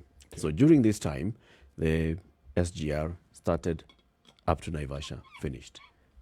During Kibaki's time, Thika Road started, finished. During Kibaki time, the planning, the processes of increasing the number of well-serviced roads in this country began. Now, I'm saying that because most people may not understand, or listeners may not understand, that things like road projects, it isn't a 5-year project, it isn't a 2-year project. No. By the time you're through with the planning and even sourcing financing, those 5 years may have gone by even more. When you see the actual implementation of it, it means the implementation may go beyond the tenure of that particular presidency. So again, it's like the SGR. All these road networks that we keep talking about began in the Kibaki era. True. But it's now continued. Now, it's something I credit this government for, continuing with those projects. I credit them for it. True. Because we've known African governments to put a halt to anything that a previous government had actually begun. It was under the Kibaki government that you saw quite a number of the road networks that are being completed now, having been initiated. They started at that time. Right? That's true. The different bypasses that you see, and then crisscrossing the country and things like that started. And the road map. And guys, no pun intended, I started completely there. agree with you that, some of these things are... The planning started during the Kibaki era. Maybe the groundbreaking started during the Kibaki Not even groundbreaking. era. The actual implementation, like we were talking about roads. You asked me to mention one. I'm mentioning the roads. Now, that's why I was saying, there are some roads that we can say during the Kibaki era, this is where the borrowing was taken and the money was spent. Even if not borrowing, maybe some of the money that we even collected domestically and went into development expenditure, this is where it went. Okay? Because we are looking at those 10 years of Kibaki versus the 7 years of Uhuru. 6 trillion shillings in the Uhuru so far, and X trillion shillings under Mwai Kibaki in the 10 years. And because I'm trying for us to answer the question that you asked, which is a very valid question, can we pinpoint and say this is where the money went? This is what it was spent on.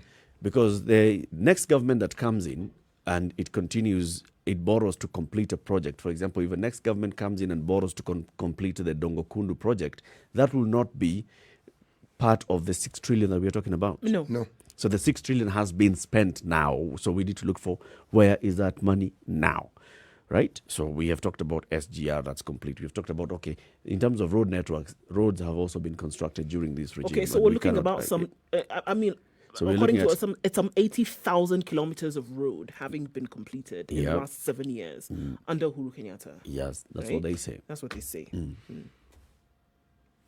And others. I've added to the project now. And dams. There was some that... The Northern Collector Tunnel is almost complete. Some of that money has been borrowed now, has been spent now. The Itare Dam, Some of the money has been borrowed, some of it has been spent, some has been Of misappropriated. the dams that we've been building, how many have we completed? I'm not exactly sure. I'm also not sure. I'm thinking 2, if I'm to go by. Of the large-scale dams? Yes, maybe? I'm talking about large-scale dams. But also, alongside this, you see, where I'm going with my discussion is this. You will find that if you look at reports of money not having gone in the direction it was intended or having been misappropriated, you could actually find an easier correlation as to where the money went. If you just start counting monies that seem to have been spent, but the projects for which they were intended were actually never initiated, or if they were initiated, they were anything physical referring to those projects was never commenced. It's clear that more money was spent. I mean, if you just want to look at things now, according to Kenya National Bureau of Statistics, okay, just as one example, money that was spent on road networks, and we know that the road networks increased by about 80,000 shillings, 80,000 kilometers, then between 2013 and 2018, the time that President Uhuru Kenyatta has been in power, vis-a-vis the time that Kibaki was in power in 2003, it has risen from 10 billion shillings to... 80,000 kilometers. Yes, 80,000. The road network in terms of kilometers has increased by 80,000. 80,000. Yes. And the money has also increased by 144 billion shillings. Okay?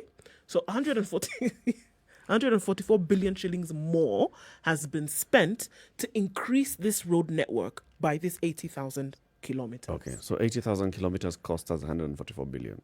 Yes. All right. How many kilometers had been done in the Kibaki era? Now, at that time, 63,000 kilometers had been done from 2003, and the money that was spent on that, so you're looking at less 17,000 kilometers, right? So you're saying that in 10 years of Kibaki, when we talk about infrastructure, 63,000 kilometers of roads were done. Yes. And in 7 years of Jubilee, 83,000 kilometers of roads have been done. 80,000. 80,000 kilometers. Yes. All right. So the 80,000 cost us wait, let's go to the billions. The 80,000 kilometers of road have cost us 154 billion. 154 billion. I thought it was 40. It's 154. No, I'm looking at the difference between the 10 billion that is stated that was used in that time by the Kenya Bureau of Statistics, the 10 billion that was spent. How much was spent in the Kibaki area for the 63 kilometers? 10 billion shillings. 10 billion for 63,000 kilometers. This is what I'm reading 10 here. billion. That is why 10 billion is Kazimtani. No. Further data from the Kenya... 10 billion is Inuada. No. Wait now. Data from the Kenya National Bureau of Statistics shows that spending on road infrastructure grew to 154 billion in 2019 from 10 billion in 2003. Grew to 154. Okay. Oh, okay. So this is 2003, not 2013. No, that's what I'm saying. From 2003 to 2019. So you see, in 2003, the roads that were constructed in 2003 cost us 10 billion. Not necessarily the same amount was spent in 2014, 2015, 2016. No. So cumulatively, between 2003 and maybe 2013, you've gone from 10 to 154 over that period of time. But you can also see it's over 150,000 kilometers of roads. Okay. Per year. You wanted to throw in another ingredient there. Eric. 150 per year. 150,000 kilometers per year? No, that would have mean that would... 100. You're looking at about 1 billion shillings. 100 what? 154 billion. 154 billion shillings Speak slowly. in the year 2019. These things are confusing, Eric. By the time it Speak got slowly, to the year... Slowly. We are not saying it's a gap. Year on year. So you're saying that if you look at the money that had been spent in 2003, it was 10 billion. By the time you reached 2019, 154 had been spent. So over the years, 144 billion shillings had been spent over a span of 16 years on roads. What is it that happened? Still low. Adi? Still a low figure. A low figure. Yeah. What I'm wondering. Why I'm saying that is, the way I'm understanding what Nduh is saying is that between 2003 to 2019, right? Excuse me. The increase in expenditure on road construction has been 140. Okay, but this is not now. Okay, this might even compound you. It's making it a little bit more confusing for you. It's not all roads that we're looking at in the country. So let's leave that aside and look at now other information that they've given us, right? According to the Kenya National Bureau of Statistics, again, these two gentlemen had different styles, obviously, right? Now, with the cumulative spending on roads in 7 years rising above 900 billion as of last year, and most of it financed through loans. This is against the 185 billion that Kibaki spent in his first 7 years of power between 2003 to 2009. So there's a number that you can use for comparison, okay? In the years that Uhuru has been president, 2013 until now, 900 billion shillings has been spent on roads. Okay, see, okay? Yeah. And most of this money has been gotten through loans. In the same, if you want to now compare the same 7 years of Kibaki, 2003 to 2009, 185 billion was spent. So there is a difference of 715 billion shillings. In the first 7 years in the first of 7 Kibaki years versus of the Kibaki first 7 years versus of Uhuru. the first 7 years of Uhuru.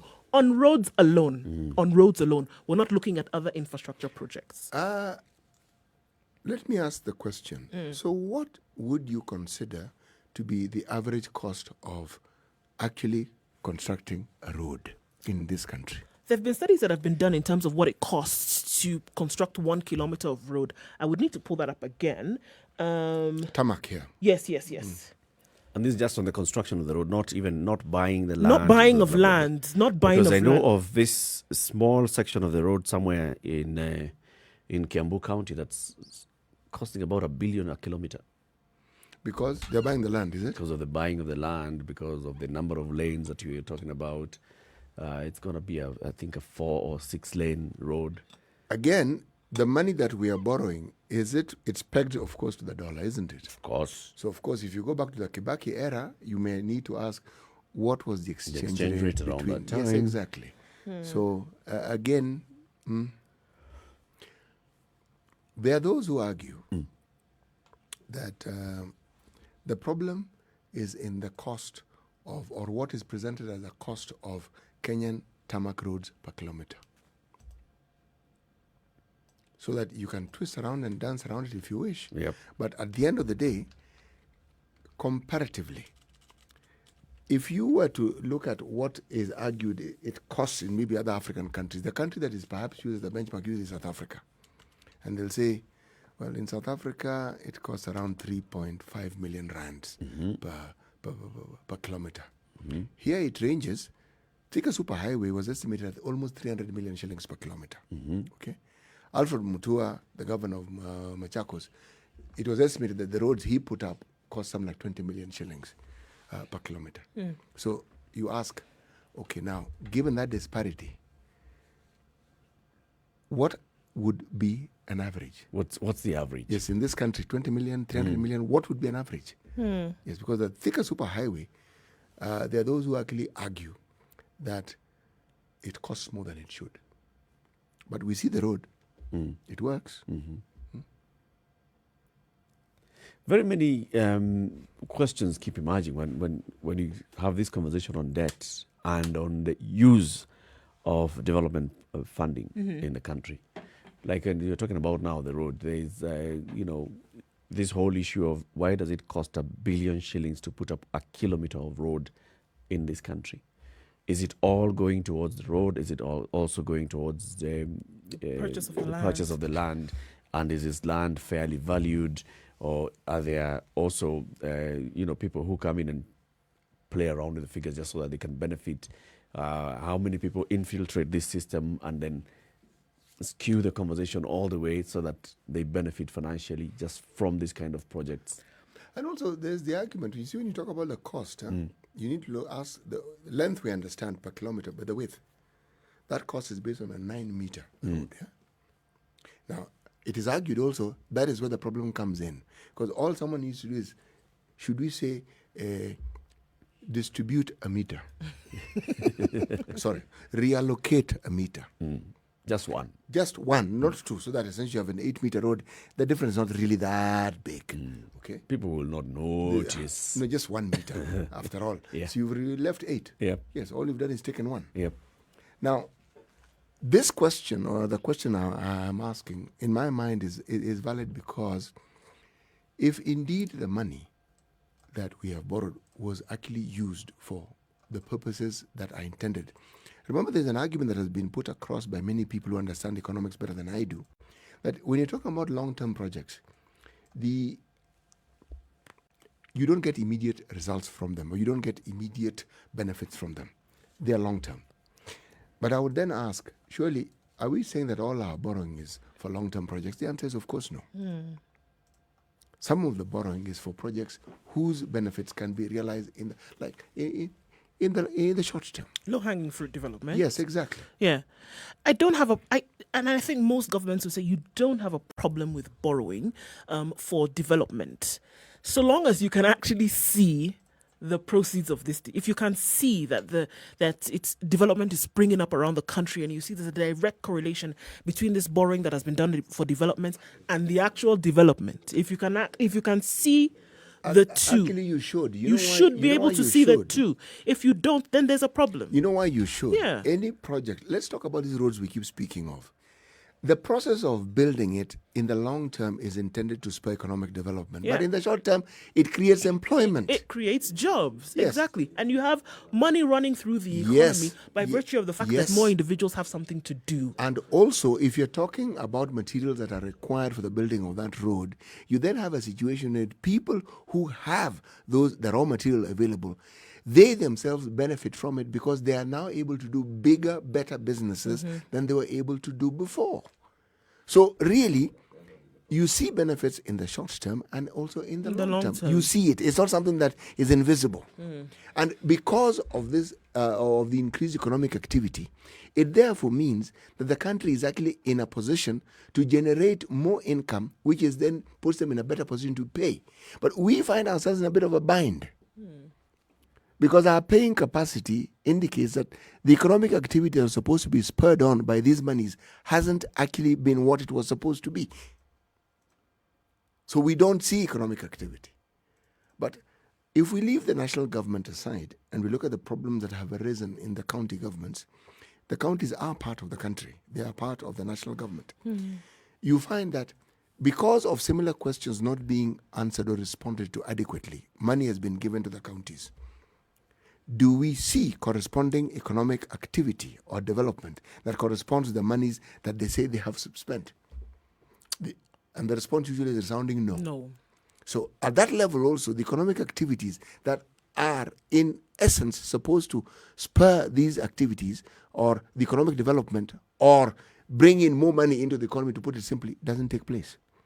So it doesn't take place at that macro level, and at the micro level it also doesn't take place. Let me be simplistic. When money is lost in this country, or it is reported as being lost, it is usually, politely speaking, being misappropriated. Or stolen. Stolen is actually now the fact. The fiction is that it's been misappropriated. We know exactly who has stolen it. We know exactly who has taken it. So the process of getting it back, I get the impression, are not as simple as I like to make them. But we can simplify them. When we talk about all these legislative processes we keep talking about, you can legislate so that getting back your money is simplified. Or just stopping the theft before it happens. It appears we're not able to stop the theft. Because it's like they've tried, as in, yes. Okay, we've tried. So we've even begged people, government. don't steal government money. Can you imagine? We've even begged people, we've said that we'll arrest you, we've said it hasn't stopped. So, You know, some evil thoughts went through my mind the other day when I was reading in the papers how the police SACCO were going digital. It was a big ceremony. The evil thought that went through my mind was, would someone dare steal money from this particular SACCO? Anyway, it ended there. As a thought. So I want to ask you, now that we've seen a lot of borrowing, especially just this year because of COVID-19, there has been a lot of borrowing around the country. to support the government's operations during the COVID-19 and the recovery and all. Do you support the government's borrowing spree attributed to the COVID-19 pandemic? Do you support the government's borrowing spree attributed to the COVID-19 pandemic? Is this the way to go, or is there any other way that you can go? 0719-012-600 or SMS 40127 or Spice FM KE on Facebook and Twitter and Instagram. Please share your thoughts on this. It's 9:30. Let's see what's happening on the roads and in the sky.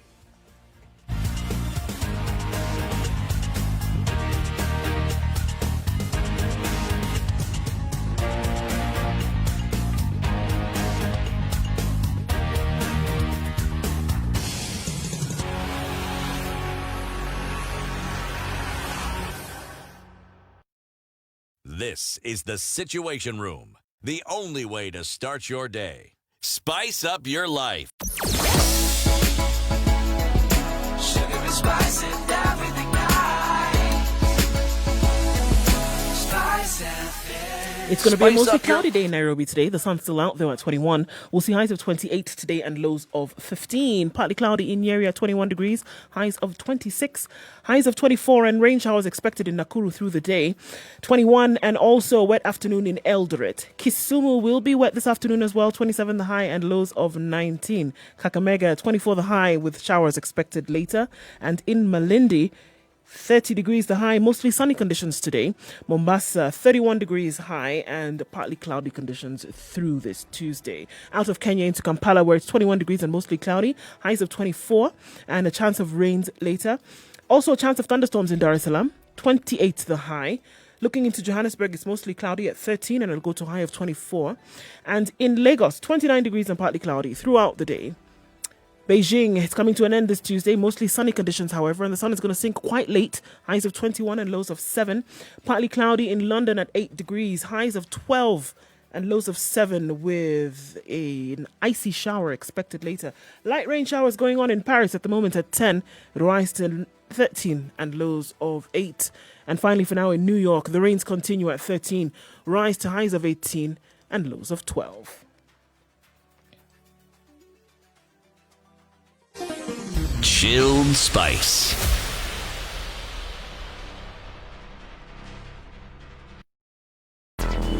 Traffic. It's looking much better on most parts of the city. Also looking around the country today, we didn't have much traffic outside in most major towns in Kenya. Coming back into the NMA and Mombasa Road, where we had traffic in and outbound today, is looking much better now. There have been a number of accidents today, so guys need to be careful. We're going to see heightened levels of traffic as you get back into the later parts of today. But for now, in and outbound on Mombasa Road still seems to be moving a little bit slowly. Thika Road is looking much better. So most people should have gotten where they're going by now. And it'll only add to the afternoon traffic today. Spice FM KE. That's how you can reach us on Twitter through the day, just in case. Or text us on 40127.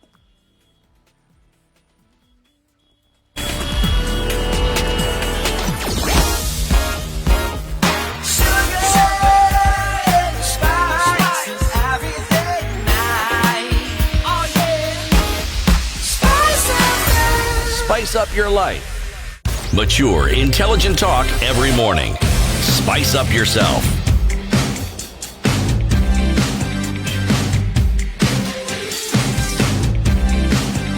Mornings done right. 94.4 Spice to 10. This conversation continues, and we'd like you to join the conversation now. 0719-012-600 40127. What do you make of the government's borrowing spree, especially now with the justification that it is borrowing some money to shore up the economy because of the impact of COVID-19 on the economy? We're still going to have to pay.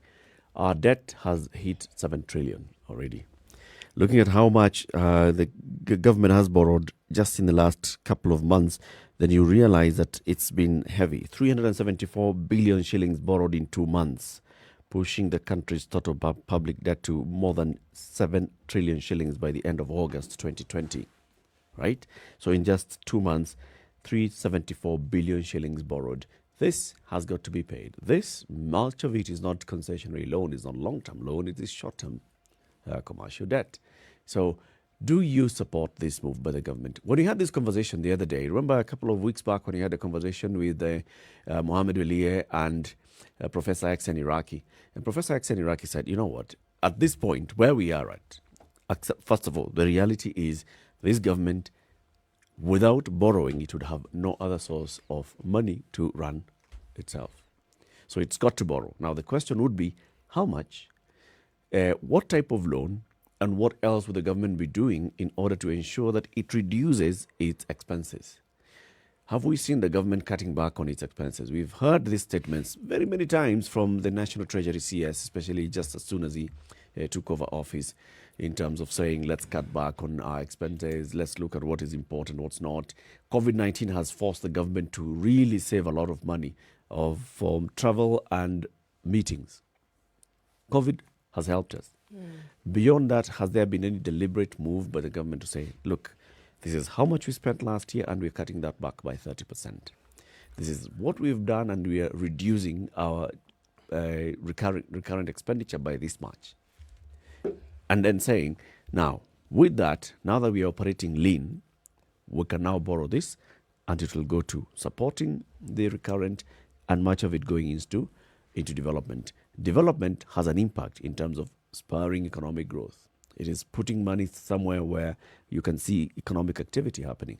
So Professor Iraqi argued that we must do it.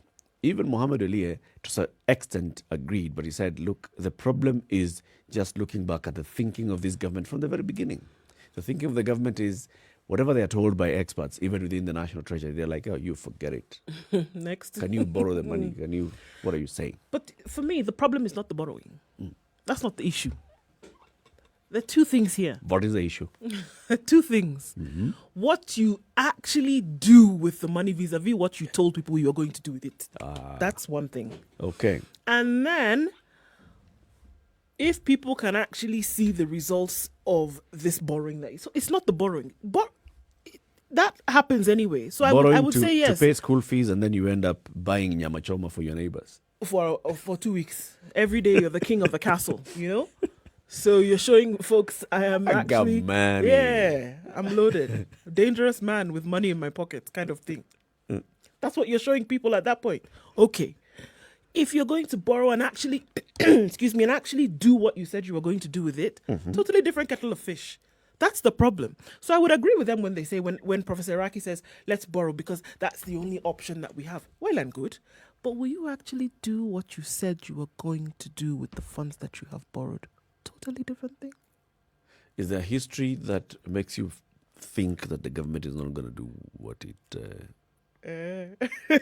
Actually, if in 7 years, again, fiction and reality here, the government is known more for not keeping their promises, I would ask the question, in the remaining time, why would I want to believe that they're going to keep their promises? You haven't done it for 7 years. You think you're going to do it in 3? And remember, those promises were not a one-off.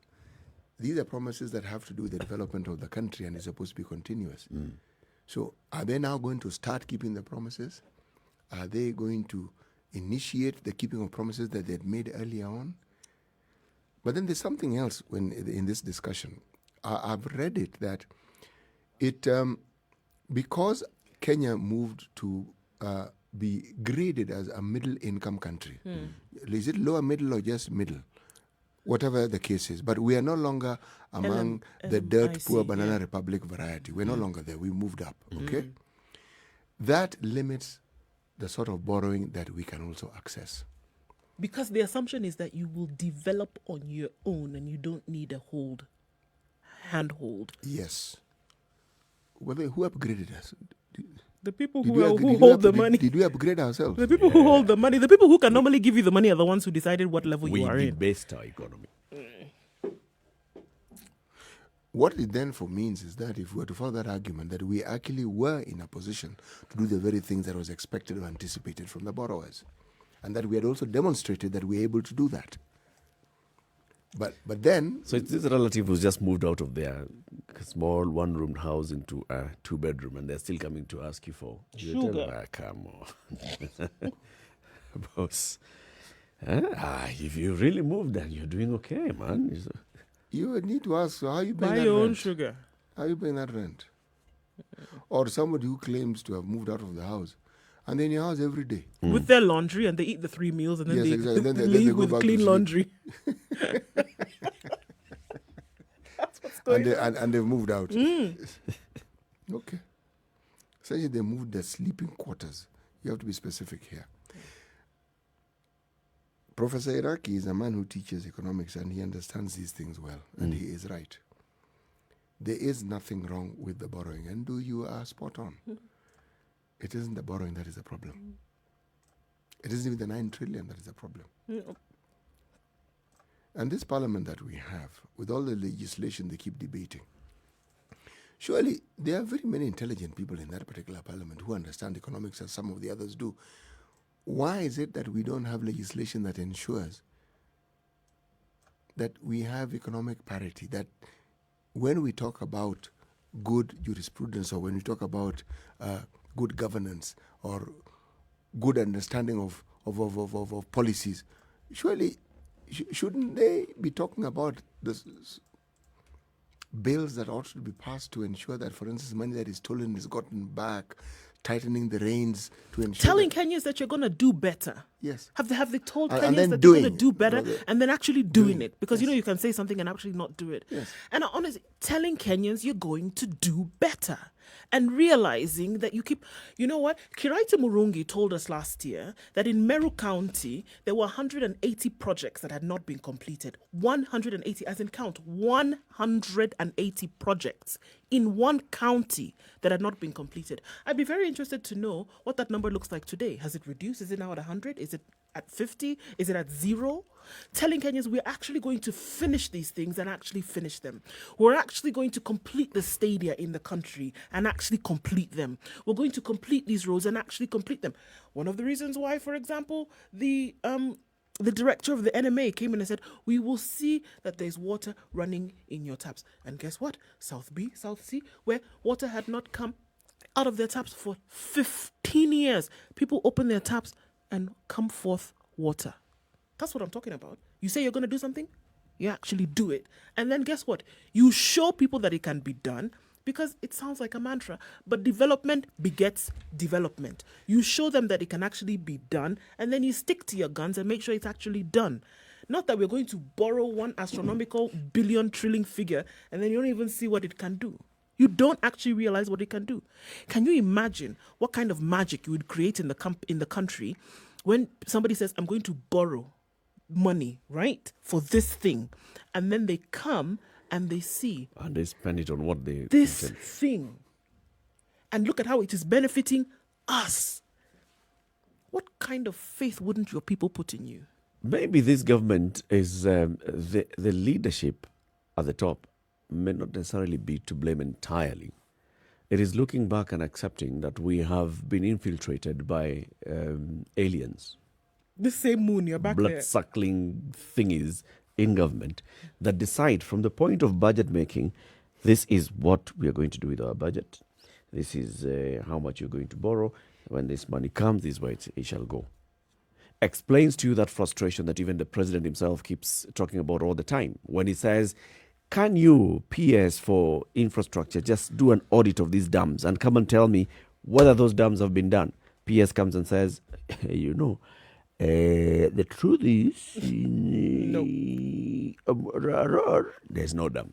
In Kimore, there's no. In Itare, this is the situation. And then the president is like, okay, forget it. Just forget it. Okay? Talk to those companies that you had contracted. Find a way of dealing with this issue. Forget it. That's expressing his frustration. Looking at how he is operating with Nairobi, for example, ever since he got that leeway of being the one who is running Nairobi County, the president, he's been out there every so often going to inspect projects because he's seeing that these are projects that are actually happening. He has gone to inspect the groundbreaking of hospitals because these hospitals are actually being built. He's going to inspect the repair of motor vehicles that had broken down for so long, and the whole issue was we need to buy new vehicles. This they even flagged them off. Yes. He has gone and seen these vehicles. There they are. They are actually working. He has gone to inspect an asphalt plant because it is actually happening. Maybe he sits back and thinks, You know what? Do I have to do everything? I wish I was the governor of Nairobi, not this whole country thing. This is governor, and then you give me these military guys, we'd be fine. It could actually be an indicator of how the president is feeling completely frustrated by the instructions that he issues, the plans that he sees, because the plans that you talk about, he sees them. Okay, so what? All right, brilliant. Okay, so how much do we need to do? We need to go to Eurobond, and then we borrow this, and then it shall come in. All right, so go. I sign off. He even goes on marketing spree and says, you know what, I'm going to France next week. I'm going to the UK. I'm going to Japan. I'm going to China. I'm going to have all these talks. I'll talk mano a mano with these particular leaders. They shake hands. The money comes in. Is the money coming? Yes, the money is coming. Fantastic. So the projects will be done? Yes. By the time he's raising his head again, where's the money? Where's the project? Gone. There's no damn. Who stole it? We don't know, sir. We don't. You see, he can't come and say, you know, guys, that money, I don't know where it went. I don't know who stole it. He can't come and tell us that. Just like CT, you keep telling us there are some things the government cannot come and say. Maybe there's the same situation where the president is he's at a point where he has tried it once, tried it twice, borrowed another trillion. He's gotten to a point where he's thinking, now, let me do what I can do. In Nairobi, wacha ni deal na Nairobi. That those at least we can see this has happened. This UHC, we did a pilot. Has a report come in? Oh well, yeah, you know. Eric, look at the example of what the county, of what the County Assembly of Nairobi did in allocating resources. Okay, so that the Nairobi Metropolitan Services now have a nice allocation of, yes, they do. Our parliament, our National Assembly, is also able to pass laws that can ensure that these things that seem to be constant bottlenecks, that they are eased up. Yep. They can. Yes. And I dare say, with this delightful advice that the CJ gave the president, it's a tool that should be wielded effectively. And those people should be rallied to ensure that these things are done. The issue of things slowing down, you can't do this, the quote. Look, there is no impossibility there. These are all engineered. Yes. They are all engineered. What we're going to do is we are going to do this, take the money, and then you will go to court, okay? Frustrate the process. In the meantime, we have already benefited from what we wanted to benefit in. The problem again comes, the same parliament that you're saying, we have had very many accusations that parliamentarians are part of this. When the budget making is happening, parliamentarians are part of the people who are looking at how can they benefit. Where am I going to get these projects? We see stories in the papers about certain MPs having companies that have taken over tenders and building of roads and building other projects across the country. In this county, in that county, in the other county, and money going into accounts that then end up getting into... And this is someone whom you've trusted. It's the proverbial fox in the hen house. And this is somebody who's supposed to oversee. What are they going to oversee really? When he's the one who's going to benefit. So if you talk about this project that was then, yes, we went through it as Parliament. We looked at the appropriation, what has been proposed. This amount of money is going to this project in Kwale County. And you are the one who knows you are the beneficiary of that money. Will you ever come and say, look, this project was supposed to have been completed in this time and to this standards, and it wasn't. And therefore we say X. Essentially come and report yourself. Blacklist this developer. Absolutely no way. So it sounds like we're saying that it's doom and gloom. And you know what? That's what the picture that's going to be painted, unless it gets to the point whereby the people whose most important interest is vested are going to say enough is enough. Are going to say that my tired is tired, and say that this money, which essentially belongs to all of you, all of us, that we're saying needs to develop the country, and it is not happening. And time again, you have proven that you are not able or willing to make sure that it goes. Shilling for development is not happening until you get to the point where you say we've been pushed to the wall and we're going to start demanding for these services because we've asked nicely, we've urged, we've begged, we've pleaded. Now you need to get to demand status. Until and unless you get to demand status, get ready to maintain the status quo. It's not going to change. If anything, it's going to get worse. And it'll become daylight armed robbery. So as we're asking this question, whether you support the government's borrowing spree in the name of COVID-19, Sami Mongai KE says, no, firstly, the money being borrowed will be misappropriated and the purpose or objectives derived for it will not be achieved. Secondly, Kenya is currently having too much debt, starting at 7.1 trillion shillings. It's a billion. But it's Sami, trillion. it's trillion.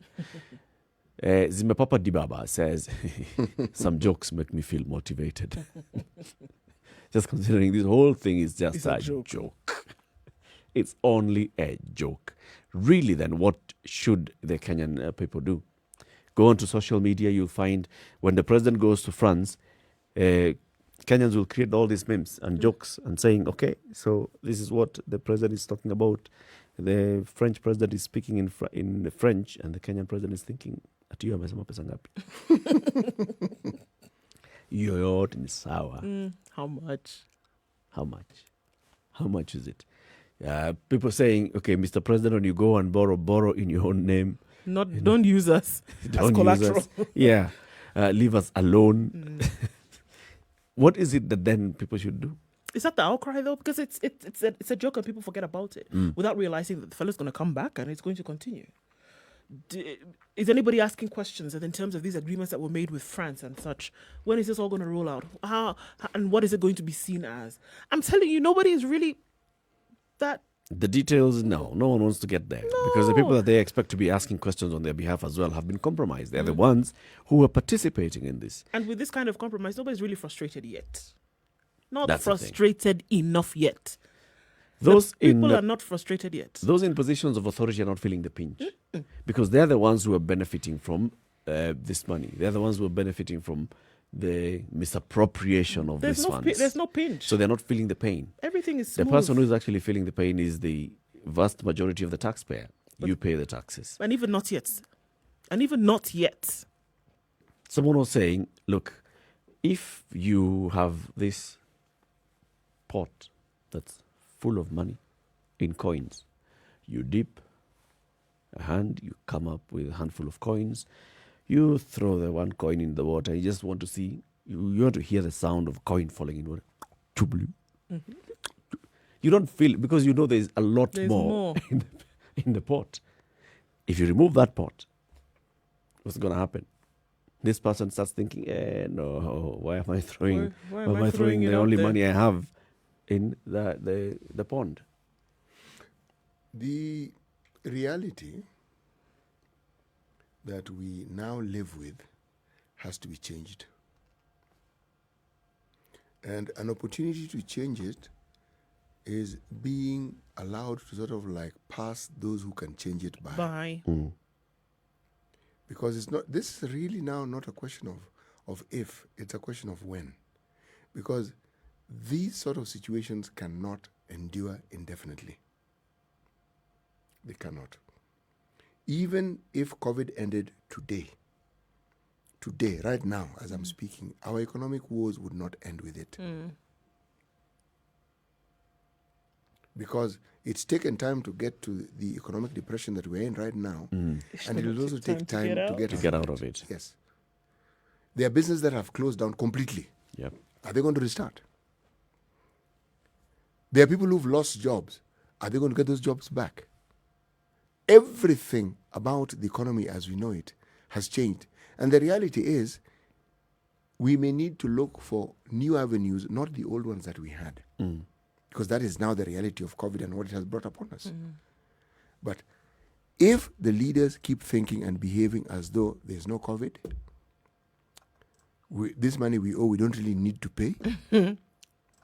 We'll just go and beg. And get more money and spend it. The question I want to ask is, where do they think they're going to live? Do they plan to continue living in this country? I know. Kenyans are not frustrated enough to kick them out. It's not a question of kicking them out. These aren't problems that can only happen to people who are not in leadership. My friend, so long as you live in this country, that problem is going to catch up with you at some point. Yep. And I'm not talking about the distant future in 10 years. Very Sooner. near, yeah. Maybe the severity will be different. Right. the reality of that and how severe it can be is something that should actually spur people on to start asking and demanding for now. Because, like you said, it's not so far. It's not distant that you're seeing this. The repercussions are coming much later, maybe in your great-grandchildren. No, very soon, here, up ahead, you're going to be asked to make an extra sacrifice upon that sacrifice they're already making. And so you start to wonder, if at home they're killing me like this, what would happen if you were somewhere else? Without asking the question now. That reality for somebody who is involved in the looting will not be as real as the reality of the person whose resources are being looted. If you look at the people who engineer wars and perpetrate wars in their own countries, do they suffer? Mm-mm. So when the people are, suffering, they're sleeping in camps, in squalor, getting all manner of diseases, those people are not. They either live in some very fancy hotels in their own country, or they move to other countries where they live in fancy hotels. Yes, their lifestyle will have changed. Yes, they'll not be able to drive around their village and people will come and say hello to them, and children will come and running after them. Yeah, but they will not be as severely impacted as everybody else.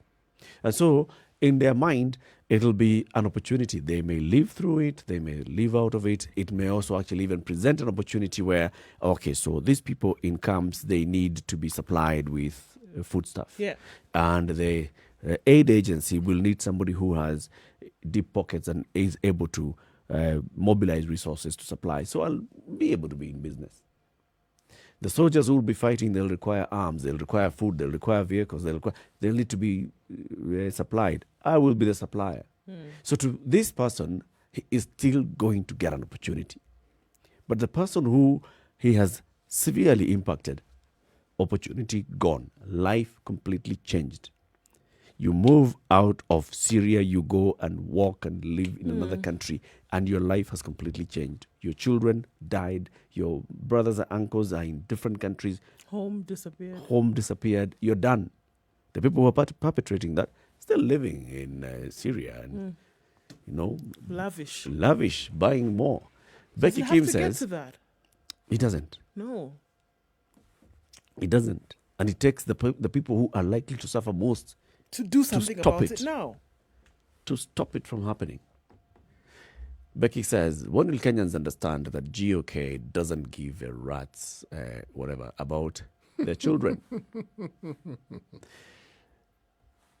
It's your child, your responsibility.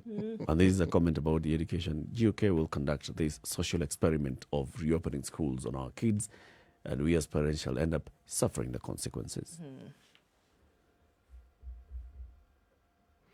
Understand where you are. Coming to the end of the show, CT, today's proverb. A man who drives his father's car is not entitled to speak in a council of men who own bicycles.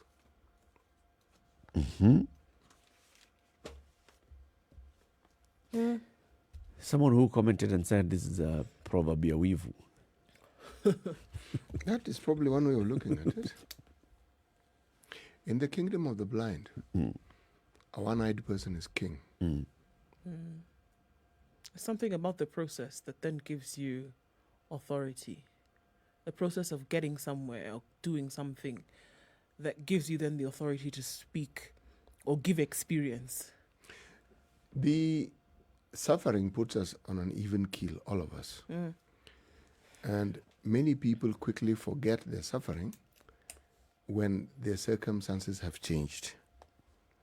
But the reality is this. We talk about a road less traveled. Well, if you don't remember that path, it is very likely you may go around in circles and return back to that very same road. Point well made, well said. Thank you very much for tuning into the Situation Room today. Join us again tomorrow for more in-depth conversations about what's happening in the country, in the region, and the world. From now until 3, you have uninterrupted music, and then Monique will be here from 3 to 7. And from 7 to 10, the adults in the room, that's Emmanuel, Eric, and Barbara. Until then, tungependa kushukuru sana, tungependa kuchukua fursa hii